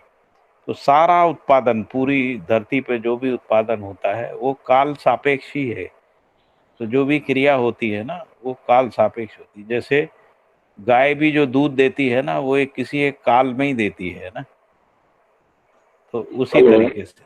हाँ जी भैया, यहाँ आप जो कह रहे हो ना, उसमें मतलब वो भी ठीक है, और मैं जो है काल को मतलब क्रिया की अवधि के रूप में देख रहा हूँ कि कोई एक क्रिया की जो है शुरुआती बिंदु से लेकर उसके अंतिम बिंदु तक का जो समय है, अवधि है, वो भी यहाँ जो है क्रिया के साथ वो समझना आवश्यक है।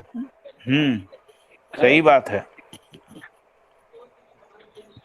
उस रूप में भी यहाँ काल को बाबा जी कह रहे हैं, ऐसा मुझे लग रहा है। ठीक बात है। हाँ। तो आप थोड़ा इसको व्याख्या करिए, फिर क्या कह रहे हैं पूरे को।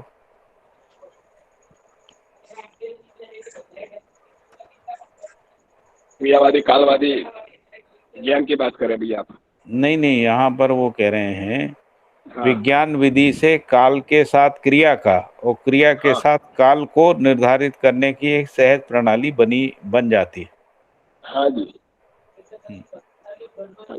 तो मतलब जैसे इसको मानव के अर्थ में भैया समझाइए योगेश भैया, इसको मानव के अर्थ में। मतलब निर्णय तो हम लोगों को लेना है, तो उत्पादन के अर्थ में ही लेना है या जीवन के अर्थ में भी मतलब कि परंपरा के? विज्ञान तो वैसे उत्पादन के साथ जुड़ी हुई बात है, और क्रियावादी कालवादी निर्णयवादी ज्ञान भी जो है विज्ञान के साथ जुड़ी हुई बात है ना। तो उसमें तो मूल बात जो है, हमको कोई भी कार्य करना है तो कार्य करने में वो उसके क्रिया, उसके जो नियम है वो समझने हैं, और वो क्रिया में कितना समय लगेगा। हाँ, यहाँ पर वही है, वो जो आपने अभी कहा ना, जैसे मान लीजिए हमने धान बोया, तो हमको पता है कि ये कब अंकुरित होगा, कब इसमें धान आएगा, कब ये पकेगा।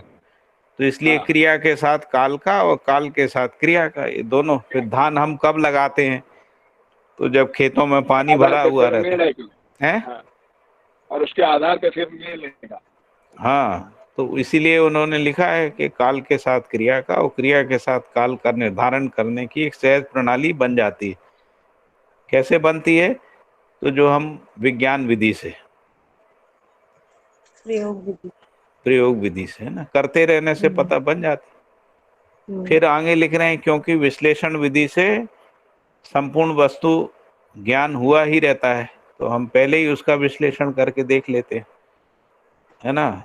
तो मानव जाति ने जब पहली बार धान किया होगा, 10-25 बार प्रयोग किए गए होंगे, है ना, फिर मौसम के साथ उसका अध्ययन किया होगा, इस विश्लेषण विधि से तय हो गया, और उसमें काल क्रिया का जो संबंध है वो स्पष्ट हो गया। इसके साथ वस्तु ज्ञान के साथ संयोजन भी होता है। अब वस्तु ज्ञान क्या हुआ, ये सब उत्पादन संयोजन में होता है ना, कितना पानी, कितनी मट्टी, कैसी मट्टी, कितना खाद, कितना ताप, ये सब संयोजन हो गया। इन्हीं संयोजन के साथ में परिणाम आता है, हमको जैसी अपेक्षित वांछित जो हमको फल चाहिए है वो हमको मिलता है। हमको जैसी धान चाहिए है, जैसा, है ना। और फिर इसका प्रयोजन भी ऐसा भी नहीं है कि हम अननेसेसरी कर रहे हैं। तो प्रयोजन क्या है, हमारी आवश्यकता पूरी होगी, पोषण संबंधी, और समृद्धि होगी। समृद्धि को हम समाज अर्थ में नियोजन करेंगे। ऐसे ये समझ में आता है। ठीक, अभी ठीक है ना कि नहीं हुआ? ठीक है ना। तो विज्ञान का, विज्ञान को जो है मुझे लगता है कि मानव के साथ मतलब जो है नहीं, जैसे ये जोड़, अब उसको मानव के अर्थ में समझना चाहती है, लेकिन मुझे लगता है कि विज्ञान जो है नहीं, यहाँ पे जब क्रिया शब्द नहीं, इसलिए मतलब क्रिया में तो सभी क्रिया हो जाती है ना मानव के अर्थ में, तो इसलिए हम मानव एक क्रिया है, ऐसे सोच रहे थे कि विज्ञान। आप इसको अच्छा ऐसे मानव में देख लीजिए, है ना। विज्ञान शरीर में ही स्पष्ट होता है, विज्ञान शरीर में स्पष्ट होता है ना। तो जैसे मान लीजिए आदमी को भूख लगती है ना, तो भूख कब लगती है? किसी एक निश्चित काल में ही लगती है, हमेशा तो नहीं लगती ना। तो इस भूख की जो क्रिया है वो एक काल के साथ जुड़ी हुई है ना।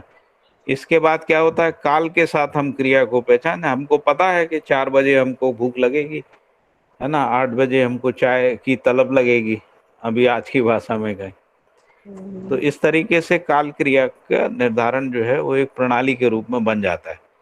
तभी तो हम लोग तय करते हैं कि इतने बजे हम खाना बनाएंगे, इतने बजे नाश्ता करेंगे, है ना, इतने बजे हम ये करेंगे, वो करेंगे, है ना। हाँ तो शरीर की जो आवश्यकता पूर्ति के अर्थ में ही है ना, शरीर में जो प्यास लगती है, जो भूख लगती है, जो आदि आदि जो शरीर संबंधी क्रियाएं हैं, क्योंकि शरीर की क्रिया, शरीर का क्रिया ही विज्ञान है ना, जिसको अपन कह रहे हैं। इससे पहले विश्लेषण हुआ ही रहता है। विश्लेषण क्या रहता है, हमको क्या खाना है, कितना खाना है, कैसे खाना है, पकाना है कि कच्चा खाना है, आदि आदि, है ना, कितना मसाला, कितना तेल, ये सब विश्लेषण होता है। इसी का नाम है वस्तु ज्ञान, है ना। इन सबके संयोजन में है, इन सबके साथ संयोजन रहता है, तो ये संयोजन का ज्ञान है ना। उसके साथ उसके परिणाम कि हम ज्यादा तेल मिर्ची खाएंगे तो क्या होगा, और फिर प्रयोजन, फिर हमारा प्रयोजन केवल स्वाद नहीं है, हमारा प्रयोजन पोषण है, तो इसलिए प्रयोजन ज्ञान भी उसमें रहता है, ऐसा कह रहे ठीक है भैया, हैं। अभी हम काम चला रहे हैं इससे, लेकिन हमको कल और समझ, बात कर लेंगे, कल और कर हाँ लेंगे। मतलब आप ये और जो सोच के ज्ञान, रखिए, आप ज्ञान सोच विवेक के विज्ञान, रखिए, योगेश भाई भी थोड़ा सोच के रखेंगे। ठीक है अपन लोग भैया, इसको कल फिर एक बार चर्चा कर लेंगे, उसमें क्या ठीक है दिक्कत भैया, ठीक ठीक है है, है भैया, ना। ठीक है। जैसे अर्चना बहन, हाँ भैया, जैसे पाठक भैया ने बताया ना, हाँ, अगर हमारे भूख के साथ है ना, इसको समझना है, तो उसमें जैसे हमको भूख लगती है ना, उसके बाद जो है हम कुछ खाना बनाते हैं। अब वो खाना बनाने में कितना समय जाएगा, है ना। अगर कोई चीज़ बनानी है तो फिर वो बना के हम खाएंगे, वो खाया हुआ कब तक जो है चलेगा। अगर 11 बजे हमने खाया तो हमको उस समय पता रहता है कि अब 3 बजे तक मुझको भूख नहीं लगेगी, तो ये जो है काल का ज्ञान हुआ।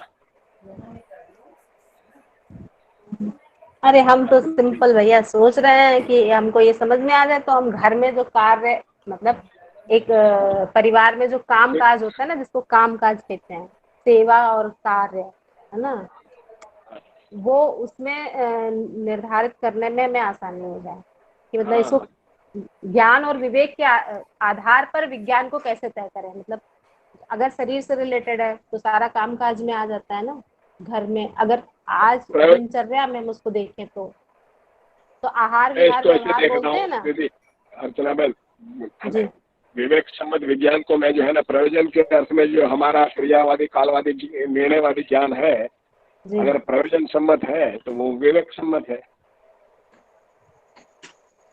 अगर प्रयोजन सम्मत नहीं है तो क्रियावादी कालवादी निर्णयवादी ज्ञान का कोई मतलब ही नहीं है। मैं इसको ऐसे देख रहा हूँ, है ना। हाँ वो तो ठीक ही बात है, प्रयोजन सम्मत यही हम है कि भैया शरीर शरीर स्वस्थ रहे, इसीलिए हाँ, जो भी मतलब शरीर के साथ दिनचर्या को और जो भी निर्धारित करना है। हाँ, शरीर स्वस्थ रहे, और शरीर स्वस्थ रहेगा तभी जागृति जागृति के लिए काम कर पाएंगे, या फिर हम जागृति को प्रमाणित कर पाएंगे। तो सबके बिल्कुल शरीर परिवार में स्वस्थ रहें, इसके लिए काम करना है, सिर्फ खुश बिल्कुल रखने के लिए काम नहीं। बिल्कुल, तो मैं इसको इस तरह से देख रहा हूँ, विवेक सम्मत विज्ञान। जी, ठीक है भैया, ठीक है, ठीक ठीक है ठीक है, हरिहर। अरे ठीक है भैया, हरे राम। हरी हर। सभी हरिहर। सभी को नमस्ते। नमस्ते नमस्ते नमस्ते भैया जी सभी को। नमस्ते नमस्ते। अमित भाई नमस्ते। नमस्ते भैया जी। हम्म।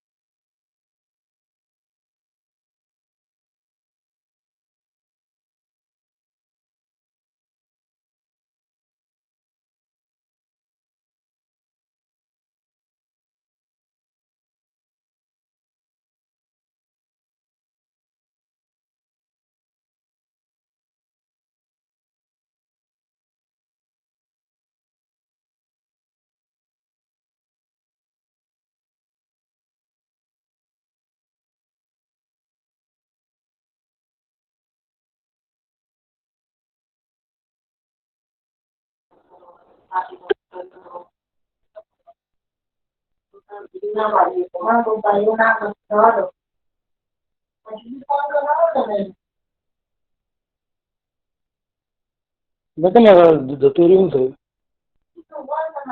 जो आए थे अज्ञान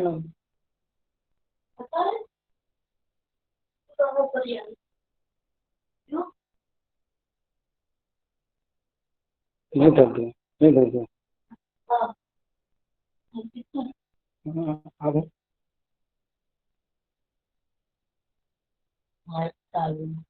ठीक है